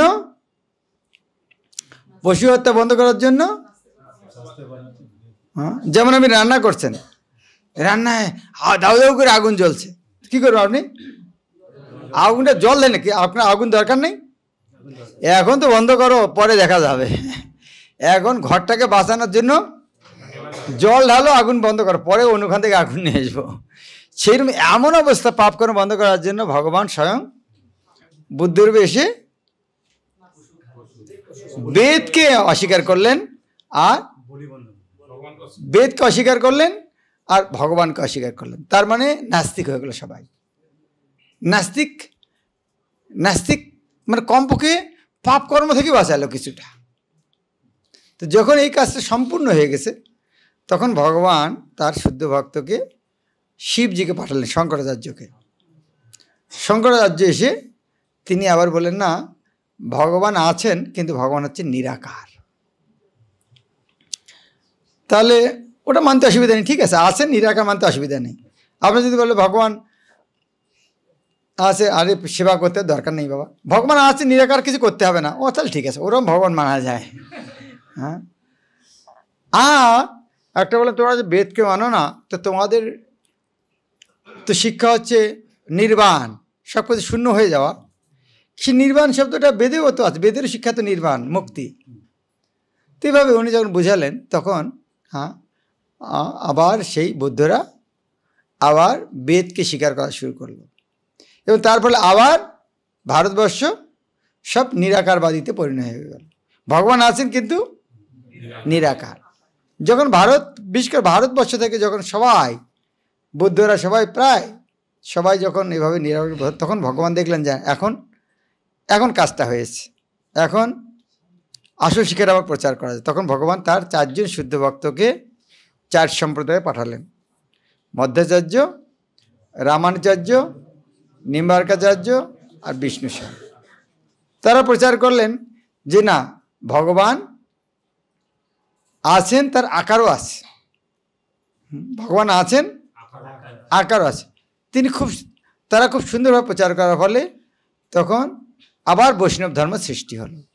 এমন না যে ছিল না, আগে থেকে ছিল খুব, তাদের সংখ্যা এত নগণ্য সেটা, তাহলে গুরু পরম্পরা থাকলো কি করে? ছিল, কিন্তু তাদের সংখ্যা বা কোথায় গুণে পাওয়া যেত না। কেন? জ্ঞানটা তো পরম্পরার ধারে এসেছে। ভগবান স্বয়ং কারো কাছে দীক্ষা নিয়ে দেখিয়েছেন যে জ্ঞানটা আগে থেকেই ছিল। ভগবান দীক্ষা নেওয়ার উদ্দেশ্য ছিল যে দেখো জ্ঞানটা আমিও নতুন সৃষ্টি করি, এটা অনেক আগে থেকে চলে আসছে।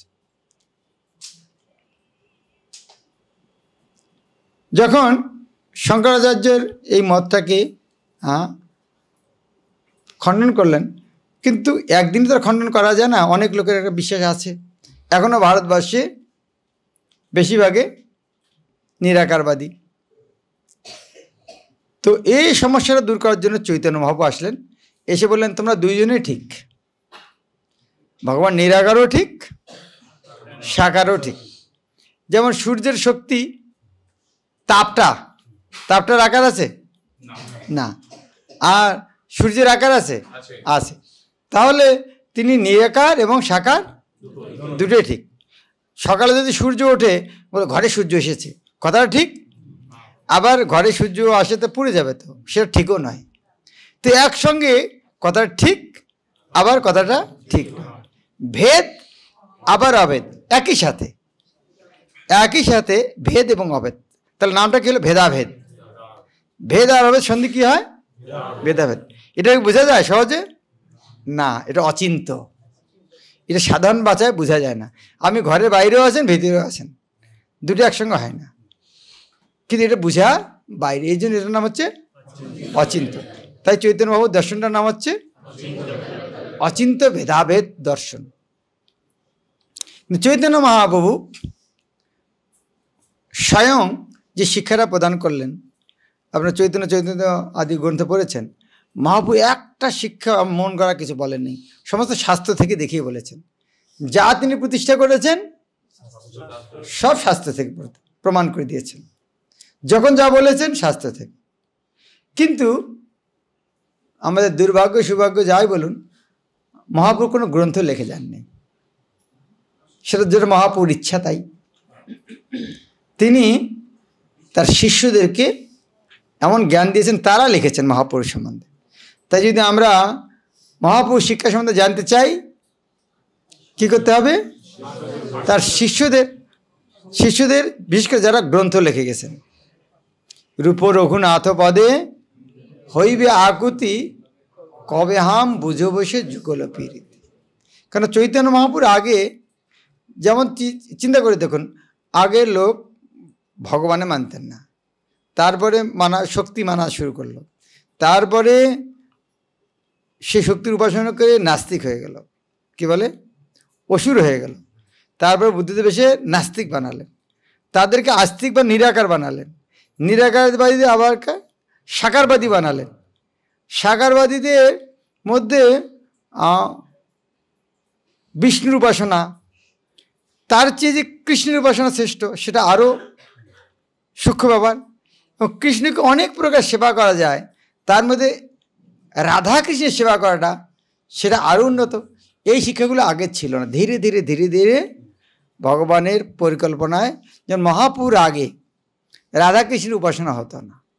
এটা এই রাধাকৃষ্ণ যে আমরা আজকে দেখতে পাচ্ছি এত মঠ মন্দির, মহাপুর আগে, মহাপুর যদি এই শিক্ষাটা বৃক্ষের কাণ্ড হয়, তার মূল হচ্ছে মাধবেন্দ্রপুরী, ঈশ্বরপুরী, আর মূল কাণ্ডটা হচ্ছে চৈতন্য মহাপ্রভু। চৈতন্য মহাপ্রভুর শাখা প্রশাখা হচ্ছে আমাদের আচার্যরা। তো চৈতন্য মহাপ্রভুর শিক্ষা আমরা পেলাম কোথা থেকে? এই গোস্বামীদের, স্বরগোস্বামীদের, তাদের গোস্বামীদের গ্রন্থ আমাদের পড়া উচিত। বিশেষ করে ছিল প্রভুপাদ দুটি গ্রন্থ লিখেছেন আমাদের জন্য, অনুবাদ করেছে, একটা ভক্তি রসামৃত সিন্ধু আর উপদেশামৃত। এই দুটি পড়া উচিত। প্রভুপাদ খুব সুন্দর করে লিখেছেন। কারা কারা উপদেশামৃত পড়েন নাই? হাতুরান দেখে পড়েনি? হ্যাঁ, এই গ্রন্থ খুব ছোট গ্রন্থ, 60-70 পৃষ্ঠা মাত্র। হ্যাঁ, এটা পড়বেন, খুব সুন্দর, অনেক শক্তিশালী কথা আছে। আর ভক্তি রসামৃত সিন্ধু কারা পড়েন নাই? কারা পড়েননি? আমি বিশ্বাস করি না সবাই পড়েছে যারা হাত উঠায়নি। হ্যাঁ, অনেকেই পড়েননি, এই গ্রন্থটা পড়বেন। বইটার নাম শুনে ভয় পাবেন না। গুরু মহারাজ প্রথম ইস্কন এই বইটা পেয়েছেন। এই বইটা পড়ে তিনি ভাবছেন, তো ইংরেজি ভাষায় লেখা ছিল, তো বাংলাতে উনি করেছেন। তখন এই বইটা পড়ে উনি ভাবছেন যে না, এ যে ব্যক্তির এই গ্রন্থ লিখেছে উনি আমার গুরু, কোথায় পাওয়া যায় ওনাকে? কলকাতা মন্দিরে চলে গেছেন, বলছে না উনি আমেরিকা আছেন। ঠিক আছে, আমেরিকা থাক, আমি মায়াপুর তো যাই আগে, যতদিন আসে ততদিন ওখানে থাকি। তো চিন্তা করুন গ্রন্থটা কত শক্তিশালী। এই গ্রন্থটা পড়বে না। তো রাধাকৃষ্ণের উপাসনা বাস্তবে শুরু করলেন চৈতন্য মহাপ্রভু। রাধাকৃষ্ণের উপাসনা শুরু করলেন মানে কি, যে সমস্ত প্রকার সেবার মধ্যে রাধাকৃষ্ণের সেবা শ্রেষ্ঠ, যেটা ভক্তি সিদ্ধান্ত সরস্বতী ঠাকুর প্রণাম মন্ত্রে রাধাবাবু ব্যাখ্যা করছিলেন, যে 5 প্রকার রস মানে যে আকৃষ্ট করে, যার জন্য আকৃষ্ট আমরা কাজ করি। যেমন টাকার রসে আমরা অফিসে যাই, তো যে রসে আকৃষ্ট ভগবানকে সেবা করি সেটা হচ্ছে ভক্তি রস। সেটা 5 প্রকার: শান্ত, দাস্য, সূক্ষ্ম, বাৎসল্য, মধু। সর্বশ্রেষ্ঠ কি? মধু। মধু খুব মিষ্টি, সবচেয়ে যে আকর্ষণীয় সে যে মধুর। এবং মধুরও 2 প্রকার, স্বকীয়া আর পরকীয়া। সর্বশ্রেষ্ঠটা পরকীয়া। তো চৈতন্য মহাপ্রভু সেটা দিলেন, সেজন্য মাধুর্য উজ্জ্বল রস। চৈতন্য মহাপ্রভু কোনটা দিতে আসলেন? সর্বশ্রেষ্ঠটা। কিন্তু সর্বশ্রেষ্ঠ জিনিস কিন্তু সবাই বুঝবে না। তো চৈতন্য মহাপ্রভুর যে এই যে আমাদের দানটা আমরা কল্পনা করতে পারি না। তাই আপনি দেখতে পাচ্ছেন যে সবাই কিন্তু ইস্কন ভক্ত হয় না। এত বড় উন্নত জ্ঞানটা সবাই বুঝতে পারে? কত লেভেলের লোক আছে, নাস্তিক, নিরাকারবাদী, ভগবানের ভক্ত। তার মধ্যে সর্বশ্রেষ্ঠ হচ্ছে মাধুর্য রস। মাধুর্য রস মানে যেটা রাধাকৃষ্ণের প্রেম, অর্থাৎ রাধাকৃষ্ণের সেবা করা, সেটি দেওয়ার জন্য চৈতন্য মহাপ্রভু এসেছিলেন। কী দিতে এসেছিলেন? সর্বশ্রেষ্ঠ। এর চেয়ে বড় কিছু আছে না। তাহলে সবচেয়ে বড় জিনিস দেওয়ার জন্য আসলেন। আর পন্থাটা কীরকম দিলেন? সবচেয়ে বড় জিনিস দিলেন, পন্থাটা কি দিলেন? সবচেয়ে সহজ। সবচেয়ে সহজ কাজ কি? খাওয়া। হ্যাঁ, সবচেয়ে মজার কাজ কি? কাজের মধ্যে 2, কিন্তু খাওয়া দাওয়া সে ওরাও কষ্ট লাগে। অনেক সময় ঘুম আসলে আর উঠতে ইচ্ছা করে না, থাক পরে খাবো। শুয়ে থাকতেও কষ্ট বেশিক্ষণ। তাহলে হরিনাম বলতেও মুখে বলতে কষ্ট হয়। একজন প্রভাত বলছিলেন, প্রভাতকে তার শিষ্যরা বলছিলেন, এক বৃদ্ধা মরে যাচ্ছে, তার ছেলে বলছে, মা কৃষ্ণ কৃষ্ণ বলো, কৃষ্ণ বলো। বাবা বলছে, মা তো বলছে না। মানে রেগে গেছে, অত কিছু বলতে পারবো না।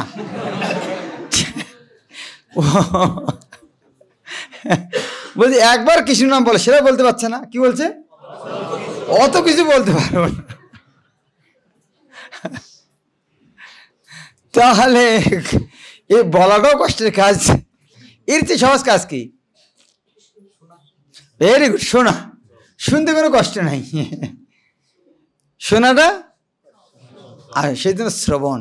তো ভগবান নাম যদি করতেও বলতে তো অসুবিধা হয়, শুনুন। কেউ বলা নাই তো নিজে বলে শুনুন, হরে কৃষ্ণ হরে কৃষ্ণ কৃষ্ণ কৃষ্ণ হরে হরে, হরে রাম রাম রাম হরে হরে। অর্থাৎ বলার উদ্দেশ্য ছিল সর্বশ্রেষ্ঠটা দিলেন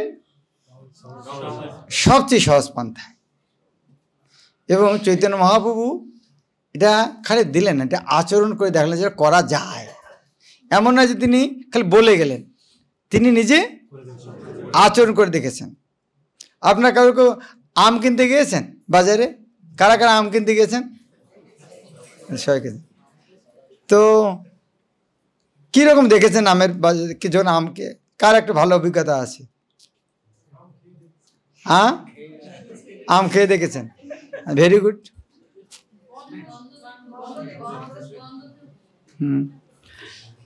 যখন কারো দোকান থেকে আম নিচ্ছে না, তখন কি করবেন? যে আপনি আম নিয়ে গেছেন, কেউ নিচ্ছে না, কি করবেন? হ্যাঁ হ্যাঁ, দাম কমে দিলেও নিচ্ছে না, তখন কি করবেন? তরমুজ কেটে রাখে কেন? দেখার জন্য, দেখো লাল এইরকম, ভিতরে লাল কিরকম, সে আমও কেটে রাখে যাতে গন্ধটা নাকে যায়। আর যদি কেউ তবু না নেয়, জোর করে খাওয়ায়, এ খেয়ে নেয়, খেয়ে দেখুন, নিতে হবে না, নিতে হবে না, খেয়ে দেখুন।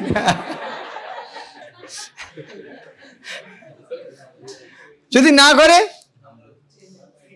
করে নিজে খেয়ে দেখুন কত সুন্দর। দেখেছেন কেউ এরকম? আমার মনে হয় দেখেননি। তবে যখন বাচ্চারা খায় না, তখন মা এরকম করে দেখায়, মা খায় না, আমি খাবো, কিন্তু খাওয়া যখন কেউ খাওয়া দাওয়া কি করে, নিজে আচরণ করতে হয়। তো চৈতন্য মহাপ্রভু এই হরিনামটা দেওয়ার জন্য নিজে আচরণ করে দেখালেন। যখন মা যখন এইরকম বাচ্চাকে খাওয়ানোর জন্য করে, তার কত কৃপা। নিজের খাওয়ার দরকার নেই, খাচ্ছেন কেন? বাচ্চাকে দেখানোর জন্য। চৈতন্য মহাপ্রভু তিনি ভগবান, তার নাম করার কি দরকার? তিনি কেন করেছেন? আমাদের নাম করানোর জন্য। তো এইভাবে চৈতন্য মহাপ্রভু দিয়ে গেলেন, তা নিজে আচরণ করলেন, শিষ্যদেরকে আচরণ করালেন, গ্রন্থ লেখলেন। এভাবে চৈতন্য মহাপ্রভু সারা জগৎ ওই সময় করেননি, কেন তার কৃতিত্বটা এত বড়, কৃতিত্বটা তিনি কাউকে দিতে চান। যেমন এই মন্দিরটা কে বানিয়েছেন? কে বানিয়েছেন? হ্যাঁ, গুরু মহারাজ। সবাই তো মানেন এর কথাটা, সবাই মানেন তো? কারা কারা মানেন? হ্যাঁ হ্যাঁ, কিন্তু আপনারা দেখবেন অনেক জায়গায়, এবারও আমাকে বলছিল, ভক্তিপ্রেম মহারাজকে জিবিসি সম্মান দিয়েছে গ্লোবাল এক্সিলেন্স অ্যাওয়ার্ড। এই মন্দিরটা বানানোর জন্য ভক্তিপ্রেম মহারাজকে জিবিসি গ্লোবাল এক্সিলেন্স অ্যাওয়ার্ড, ওর বাংলা কি? হ্যাঁ, বিশ্ব উৎকর্ষ প্রশংসা নাকি পুরস্কার, মানে সর্বশ্রেষ্ঠ কাজের পুরস্কার। কিন্তু বানিয়েছে কে? গুরু মহারাজ। তা আমার নাম রাসেল থেকে না না, যখন মন্দির বানিয়েছে আমরা কিছু জানি না, কোথার থেকে টাকা কিছু করিনি। গুরু মহারাজ একসময় বলছেন, এই মন্দিরটা বানানোর জন্য আমাকে জিবিসি গ্লোবাল এক্সিলেন্স অ্যাওয়ার্ড দিতে চায়। তো আমি ভাবছি এটা তোমার নামে হোক। তা আমি বললাম, গুরু মহারাজ আমার নাম, আমি তো কিছুই জানি না মন্দিরটা কি, আমি না না, গুরু মহারাজের ঝগড়া তো করা যাবে না। তো আর গুরু মহারাজ কিছু বললেন না। তারপরে একবার বলছে, এবার জিবিসি মিটিংয়ে তুমি যেও, ওখানে তোমাকে এই পুরস্কার দেবে। আমি আর যাইনি কোনো অজুহাত করে, ও লজ্জালা কী করে। আবার গুরু মহারাজ সার্টিফিকেটটা নিয়ে এসছো, নিয়ে এখানে এসছে, আমাকে দিয়েছেন। তো এটা আমরা দেখতে পারি যে পিতা সন্তানের মানটা বাড়াতে চান। যদি এই কথাটা মিথ্যা, সবাই আমি যেখানে যাই ভক্তিপ্রেম মহারাজকে গ্লোবাল এক্সিলেন্স অ্যাওয়ার্ড দিয়েছে, আমি শুনে কানে হাত দিই, কথাটা তো ঠিক নয়। হ্যাঁ, পুরস্কারটা দিয়েছে, কিন্তু আমি ওর পাত্র নেই। পুরস্কারটা আমার নামে সার্টিফিকেটটা হয়েছে ঠিকই, কিন্তু আমি ওটার গুরু মহারাজ আমাকে বলতেন, কেন এই মন্দির যখন চালাতাম, গুরু মহারাজ বলতেন, তখন গঙ্গানারায়ণ বলতেন, দুনিয়াতে একটাই মন্দির প্রেসিডেন্ট আছে যার টাকা ইনকাম করতে হয় না, টাকা কামাই করতে হয় না, খালি খরচ করা জানে, সে হচ্ছে গঙ্গানারায়ণ। তবে একটা জায়গা জানে কোথায় চাইতে হবে, গুরু মহারাজ।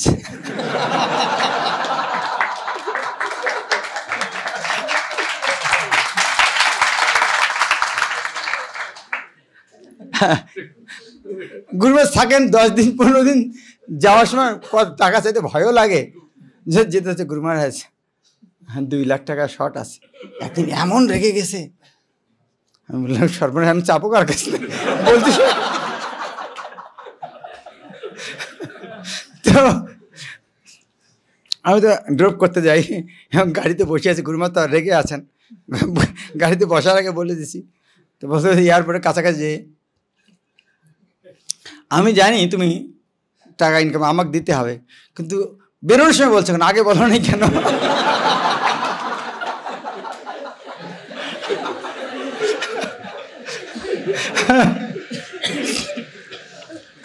তো এক সময় চৈতন্যদাস প্রভু বলছিলেন যে, চৈতন্যদাস প্রভু আমাদের জ্যেষ্ঠ গুরু কথা, কলকাতায় অনেক প্রচুর বকা দিয়েছে, এমন বকা দিয়েছে সামনে আসার মতো নয়। গুরু মাঝে বকা যারা খায়নি তারা জানে না। তো সামনে আসারও ক্ষমতা নেই কারো। তো গুরু মাঝে ডেকে নিয়ে বলছে, দেখো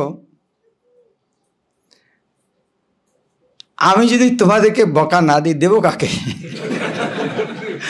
আমার যদি রাগ হয় বকা দেওয়া তার জায়গা লাগবে, আর কেউ আছে তোমরা সারা?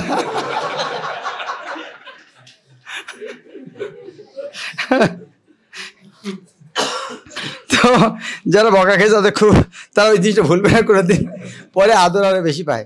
যাই যে প্রসঙ্গে বলছিলাম, সেরকম চৈতন্য মহাপ্রভু এই কৃতিত্বটা, কৃষ্ণ ভক্তি প্রচারের কৃতিত্বটা তার শুদ্ধ ভক্তকে দিতে চান। এমন করে দিতে চান যে ভগবানের আয়োজনে চৈতন্য মহাপ্রভুর শিক্ষা এবং জন্মস্থান দুটি লুপ্ত হয়ে গেছে। চিন্তা করুন, জন্মস্থানটা গঙ্গার ভাঙ্গনে দিক ওদিক দিয়ে সমস্ত লীলাস্তরে প্রায় লুপ্ত হয়ে গেছে। লুপ্ত মানে ধ্বংস নয়, হারিয়ে গেছে। আর শিক্ষাটাও লুপ্ত হয়ে গেছে। আপনারা যারা বাংলায় সবাই জানেন, অপর সম্প্রদায়ে মন্ত্রগুলো বলতে চাই না, নতুন নতুন মন্ত্র বানিয়েছে হরে কৃষ্ণ মহামন্ত্র ছাড়া। তারা এমন এমন মন্ত্র বানিয়েছে, গৌরনীতে হয়েছে রাধাকৃষ্ণ, শুনতেই পাপ হয়। এরকম ওদের মহামন্ত্র, ওদের এরকম অপসম্প্রদায় দিয়ে ভরা। এখন এরকম কেন করলেন? মহাপ্রভু এর ইচ্ছে করে করেছেন যাতে এই অবস্থা থেকে আবার যিনি ভাসাবেন তিনি সবার কাছে প্রিয় হবেন। মহাপ্রভুর শিক্ষাটা গোস্বামীর মাধ্যমে কৃষ্ণদাস কবিরাজ গোস্বামী চৈতন্য চৈতন্যদের লিখলেন। নরোত্তম দাস সেই শিক্ষাটাকে নিয়ে আরও বৈষ্ণব গ্রন্থ শিষ্য বাড়ালেন। তার পরবর্তীতে বিশ্বনাথ চক্রবর্তী, বলভদ্র বিদ্যাভূষণের বৃদ্ধি করলেন, জগন্নাথ দাস বাবাজি, এবং ভগবান তার শুদ্ধ ভক্তকে পাঠালেন ভক্তিবিনোদ ঠাকুরকে। সবচেয়ে শিক্ষিত ব্যক্তি তৎকালীন ব্রিটিশ আমলে, সবচেয়ে বড় ভারতীয়দের পোস্ট, ম্যাজিস্ট্রেট পোস্ট, বড় পোস্ট লন্ডনের লোক ছাড়া ভারতীয় কেউ পেত না। ভক্তিবিনোদ ঠাকুর সেই নাম পোস্ট পেয়েছিলেন তার শিক্ষার জন্য। তিনি জ্ঞানী ব্যক্তি, তো বুঝতে পেরেছেন, কিছু কিছু পরে বুঝতে পারে চৈতন্য মহাপ্রভুর শিক্ষাটা খুব সুন্দর। তার আগ্রহ হয়েছে আরও জানতে। তিনি শুনতে পেরেছেন যে চৈতন্য চরিতামৃত একটা গ্রন্থ আছে যেটা মহাপ্রভুর জীবনী জানা যায়। খুঁজতে খুঁজতে তিনি ম্যাজিস্ট্রেট, কোথাও খুঁজে পাচ্ছেন না, বাংলাদেশ, পশ্চিমবাংলা, উড়িষ্যা, কোথাও। শেষে ওনার পরিচিত লোকজন আছে, খুঁজতে খুঁজতে উড়িষ্যাতে পেয়েছেন একটা হাতে লেখা চৈতন্য চরিতামৃত। ওঠে পড়ে বুঝতে পারলেন এত উন্নত দর্শন, না এটার জন্য আমার জীবনটা এটার জন্য দেওয়া উচিত।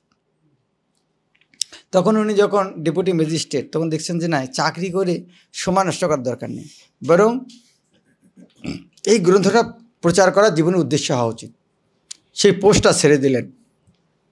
ছেড়ে দিয়ে কলকাতা শহরে বাড়ি বাড়ি যে ভিক্ষা করে করে জন্মস্থানে মন্দিরটা বানালেন।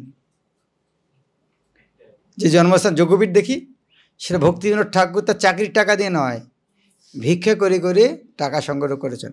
যে ওইরকম ম্যাজিস্ট্রেট পোস্ট, ওটা ছেড়ে দিয়ে ভিক্ষা করে নিয়ে এসে মন্দির আর গ্রন্থ লেখা শুরু করলেন। তিনি ওটা পড়ে চিন্তা করলেন, ভক্তিবিনোদ ঠাকুর চিন্তা করলেন যে চৈতন্য মহাপ্রভু এই হরিনামের উপরে এত প্রাধান্য দিয়েছেন, চৈতন্য চৈতন্যতেও লেখা আছে, কিন্তু হরিনামের উপরে তো কিছু নিশ্চয় বই থাকা উচিত। সে আবার খোঁজা শুরু করলেন, খুঁজে কিছুতে পাচ্ছেন না, পেলেন অনেক কিছু পেলেন। উনি বলতেন আমি অনেক বই এরকম খুঁজেছি, পেয়েছি কিছু কিছু পাণ্ডুলিপি, কিন্তু বাংলাদেশে আমি দু একটা পেলাম। একজন আর একটা গ্রন্থ পেয়ে একটু আমার বেশি খুব ভালো লাগলো, মনে হচ্ছে এটি তিনি লিখেছেন নিশ্চয়ই হরিদাস ঠাকুরের শিষ্য পরম্পরা ইনি, না হলে এত সুন্দর হরিনামের মহিমা লিখবেন কি করে। সেই পুস্তক অন্য অন্য কিছু লিখে সে ভক্তিবিনোদ ঠাকুর হরিনাম চিন্তামণি একটা গ্রন্থ রচনা করলেন। তো তারা কত কষ্ট করে আমাদের জন্য দিয়েছেন। তখন চিন্তা করলেন তো এটা তখন প্রচার করতে হবে, কি করে প্রচার করা যায়, আমার কথা শুনবে কে। তখন তিনি নামের হাট বসালেন। হাট মানে কি? হাট আর বাজারের মধ্যে পার্থক্য আছে। বাজার প্রতিদিন লাগে, হাট মানে সপ্তাহে 1 দিন 2 দিন 3 দিন লাগতে পারে। তো ওনার সে মন্দির নেই, তো সপ্তাহে বা 1 দিন বসে এভাবে হাজার হাজার নাম হাট বানানো শুরু করলেন। চিন্তা করুন কত দূরদর্শী তিনি। এবং নাম হাট কীরকম হবে, স্ট্রাকচার কী কী তার থাকা উচিত, কে কী হবে, কে কী করবে, সব উনি একটা গ্রন্থ লিখে দিলেন কী কীভাবে নাম হাটটা চালানো উচিত। যে নিত্যানন্দপুর করে গেছে সেটাকে তিনি একটা সুন্দর একটা রূপ দিলেন। তারপরে উনি যখন দেখতে পেলেন যে আমার তো জীবনের শেষের দিকে চললো, জগন্নাথ থেকে প্রার্থনা করলেন আপনি আপনার শুদ্ধ ভক্ত আমার সন্তান রূপে দেন, যাতে এই কাজটাকে আগে নিয়ে যায়। ভক্তি সিদ্ধান্ত সরস্বতী এসে সেটাকে আরও রূপ দিলেন কিসের?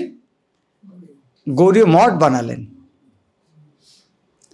এক একটা মঠ, চৈতন্য মঠ দেখেছেন জন্ম, যেটা যেখানে ভক্তি সিদ্ধান্ত সরস্বতী ঠাকুরের সমাধি মন্দির, তারপরে রাধাকুণ্ড শ্যামকুণ্ড আছে, কত সুন্দর মন্দির। এইরকম 64টি মন্দির, 64টি জায়গায় যে আমরা একটা বাড়ি বানাতে পারি না। আর তিনি দেশ বিদেশে, এখানে পশ্চিমবাংলায়, বাংলাদেশ, মায়ানমার, বিভিন্ন জায়গায় যে তিনি মঠ বানালেন 64টা। কল্পনা করা যায় কিরকম শক্তিশালী ব্যক্তি। আর হাজার হাজার শিষ্য বানালেন, সন্ন্যাসী শিষ্য বানালেন, কত বিখ্যাত বিখ্যাত ব্যক্তি। এবং তিনি সংস্থা বানালেন, সেটার নাম হচ্ছে গৌড়ীয় মঠ মিশন। গৌরী মিশন বানালেন, যে একটা সংস্থা একক ব্যক্তির মধ্যে দ্বারা সম্ভব নয়। ভক্তি সিদ্ধান্ত ভাবলেন, তিনি তো কত সিংহগুরু, তিনি ভাবলেন না, এই কাজটা সারা দুনিয়া করতে হলে এক ব্যক্তিকে করতে পারবেন, একটা সংস্থা বানাতে হবে। সেই জন্য তিনি কী করলেন, নামহট্টটাকে কী করলেন, গৌরী মঠ বানালেন, একটা সংস্থা বানালেন। কিন্তু দুর্ভাগ্যের বিষয়, বা কৃষ্ণের আয়োজনে বলুন, ভক্তি সিদ্ধান্ত সরস্বতী ঠাকুরের অপ্রকটের পরে তাদের উচ্চতর যারা শিষ্য, তাদের মধ্যে মতভেদ হয়। মতভেদ হওয়াতে সেই গৌরী মিশন, তোরা সবাই শক্তিশালী ব্যক্তি ছিল, সাধারণ কোনো ব্যক্তি ছিলেন না, তাদের সবার ক্ষমতা ছিল। সেই ক্ষমতা থাকার জন্য মতভেদ 3 দিনের মধ্যে কোর্টে চলে যায়। তো বলতে গেলেন উনি অপ্রকট হবার কেবল 3 দিনই টিকেছিল। সেটা আপনারা বলতে এটা ভগবানের আয়োজন, যা হচ্ছে এটা ভগবানের আয়োজনে হচ্ছে। তারা সবাই বিখ্যাত ব্যক্তি, তারা প্রচার করেছেন, হাজার হাজার শিষ্য আছে, মঠ মন্দির বানিয়েছেন। কিন্তু ওই যে মিলিতভাবে যেটা, সেই শক্তিটা নষ্ট হয়ে গেছে। তারা সবাই ভালো প্রচার করেছেন, এ বিষয়ে কোনো সন্দেহ নেই। এখনও প্রচার বেরিয়ে যাচ্ছে, অনেক আগের থেকে বেরিয়ে যাচ্ছে। কিন্তু মিলিতভাবে যে প্রচার, আপনার বিভিন্ন কারণে দেখবেন বহুত গৌরী মঠ আছে, কিন্তু এক নামে নেই, বিভিন্ন জায়গায়। এবং তাদের আচার্য, সংস্থাপক আচার্য আলাদা আলাদা। সেই জন্য প্রভুপাদ তাদের শিষ্যদের মধ্যে একজন। প্রভুপাদ তার এই শিক্ষাটা নিয়ে তিনি খুব, আপনারা ভক্তিগীতি সঞ্চালনের প্রথমে প্রভুপাদের বাংলা গান আছে, সেটা আমেরিকাতে যাওয়ার আগে লিখেছেন, 5 বছর আগে। সেখানে সুন্দরভাবে উনি লিখেছেন, গুরু ভাইদেরকে অনুরোধ করেছেন যে আমাদের আবার মিলিতভাবে প্রচার করা উচিত। যা হবার হয়েছে, আবার আসুন আমরা একত্রে মিলেমিশে প্রচার, বারবার বলেছেন। প্রভুপাদ একবার নারাজ হলেন, কেনই বা এত কথা হতেছে বলিতে, একত্রে মিলিয়া কার্য কি কষ্ট তাহাতে, এরকম একটা কথা আছে। মানে একত্রে মিলেমিশে করতে অসুবিধাটা কোথায়? কিন্তু প্রভুপাদ তখন গৃহস্থ, তার কথা কে শোনেন? বাংলার কথা, যদি তোর ডাক শুনে কেউ না আসে একলা চলবে। তো প্রভুপাদের তখন তিনি প্রভুপাদ ছিলেন না, তখন তিনি অভয়বাবু, একজন গৃহস্থ ব্যক্তি, তখন যখন আমেরিকায় গেলেন প্রচারে, সে কাহিনী আপনারা জানেন। তিনি তার গুরু ভাতা থেকে লিখলেন, আপনারা অনুমোদন করুন ওখান থেকে যে আমি গৌরী মঠের শিষ্য, তাহলে আমি ওটা ব্যবহার করে আমি একটা মঠ বাঁধতে পারি। অনেকবার লিখলেন, কেউ কোনো উত্তর দিলেন না। হ্যাঁ, উনি গুরু ভাই থেকে ডেকেছেন, আসুন আমরা মিলিত ভোট এখানে প্রচার করি, কেউ কোনো সাড়া দেননি। তখন ওখানে যাই যদি উনি সংস্থা বানানো গৌরী মিশন দেন, তাহলে তো ওটা আর একটা ঝামেলা হলো। সেই জন্য উনি ওটার নাম দিলেন international society for Krishna consciousness. এখন আমরা যে দেখতে পাচ্ছি, তাহলে এই যে আজ ইস্কন যেটা দেখতে পাচ্ছি, এটা কৃষ্ণের আয়োজনে এই সুন্দর এক ব্যবস্থা। এর মাঝে মাঝে যারা এসেছেন তারা সবাই আমাদের আচার্য, তাদের কৃপায় আমরা আজ এইভাবে কৃষ্ণ ভক্তির এতটা সুন্দর একটু প্রস্ফুটিত উদ্যান পাচ্ছি। এই জন্য আমরা পূর্বতন আচার্যদের কাছে অত্যন্ত ঋণী, বৈষ্ণবদের কাছে অত্যন্ত ঋণী। তাদেরকে আমার চরণে প্রণাম করা হচ্ছে, তাদের প্রাতঃস্মরণীয়। হ্যাঁ, সব বৈষ্ণবেরা আমাদের শিক্ষাগুরু, বিশেষ করে গুরু পরম্পরার ধারা যারা আছেন তাদেরকে আমাদের স্মরণ করা উচিত। যেটা প্রথমে বলছিলাম যে আপনারা গৌরী মঠও দেখবেন যে ওখানে পরম্পরা দেওয়া আছে। তো ভক্তি সিদ্ধান্ত সরস্বতী ঠাকুর আমাদের ইস্কনের ফাউন্ডার ছিল প্রভুপাদ, এনাদের আমাদের জন্য একটু অমূল্য অবদান কি, তিনি গুরু পরম্পরা দিয়েছেন আমাদেরকে। এবং শ্রীশ্রীমৎ ভক্তিচার্য স্বামী গুরু মহারাজ প্রথম ব্যক্তি যিনি গুরু পরম্পরা মূর্তি উজ্জয়নে বানিয়েছেন। এখন সমস্ত পৃথিবীতে গুরু পরম্পরা যে আমাদের মন্দিরে অনেক জায়গায় এটা আছে। তাই এখন যে গুরু পরম্পরা যে এত মাহাত্ম্যপূর্ণ, হ্যাঁ, এবং আমরা দেখতে টিওভিপিতে মায়াপুরে 3টে মন্দির, এখন 4টে অল্টার হচ্ছে, একটা অল্টার থাকবে গুরু পরম্পরার।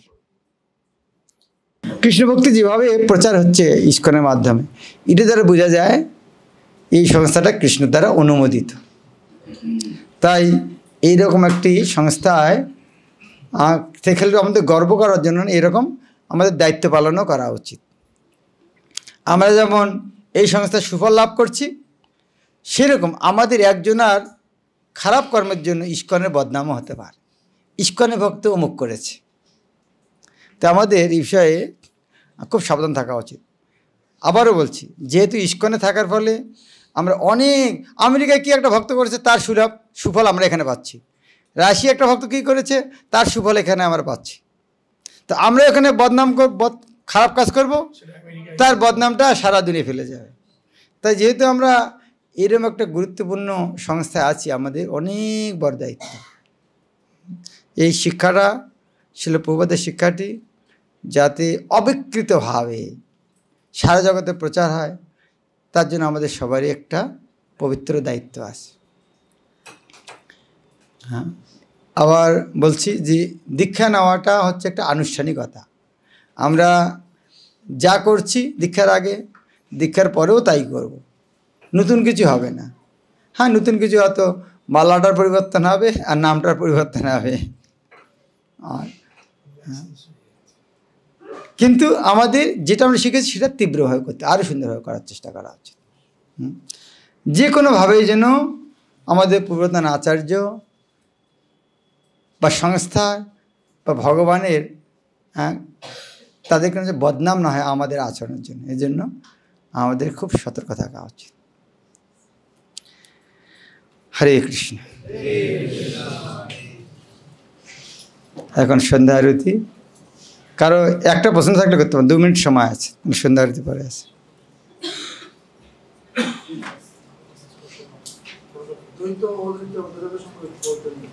হ্যাঁ ঠিক আছে, এটা লম্বা বিষয়, কালকে বলবো। হ্যাঁ, দ্বৈতবাদ অদ্বৈতবাদটা কি, এক কথা বলি, দ্বৈত মানে দুই, ভগবান আর জীব আলাদা। অদ্বৈতবাদ মানে জীব আর ভগবান এক, জীব একদিন ভগবান হয়ে যাবে, এটা অদ্বৈতবাদ। দ্বৈত মানে জীব আর ভগবান আলাদা। হ্যাঁ হ্যাঁ, ওই সব দ্বৈতবাদের বিভিন্ন শাখা, যেমন আমাদের আচার্যরা কেমন দেখেন, ভক্তিবেদান্ত পারপট তাৎপর্য, অমৃতপ্রভা ভাষ্য, সারার্থ বোধিনী, এগুলো মানে কি? মানে যে আচার্য দিয়েছেন তার নাম, তিনি একটা নাম দিয়েছেন, সব এগুলো দ্বৈতবাদের মধ্যে পড়ে। যেমন শুদ্ধ দ্বৈত, তার মানে কি সব বাকিগুলো অশুদ্ধ দ্বৈত? যখন কেউ রচনা করতে একটা নাম দেন। হরে কৃষ্ণ। শিল প্রভুপাদ কি, শ্রী শ্রীমদ্ ভক্তিচার্য স্বামী গুরু মহারাজ কি, স্বাগত গৌর ভক্তবৃন্দ কি, গৌর প্রেমানন্দ। শ্রীমদ্ ভক্তি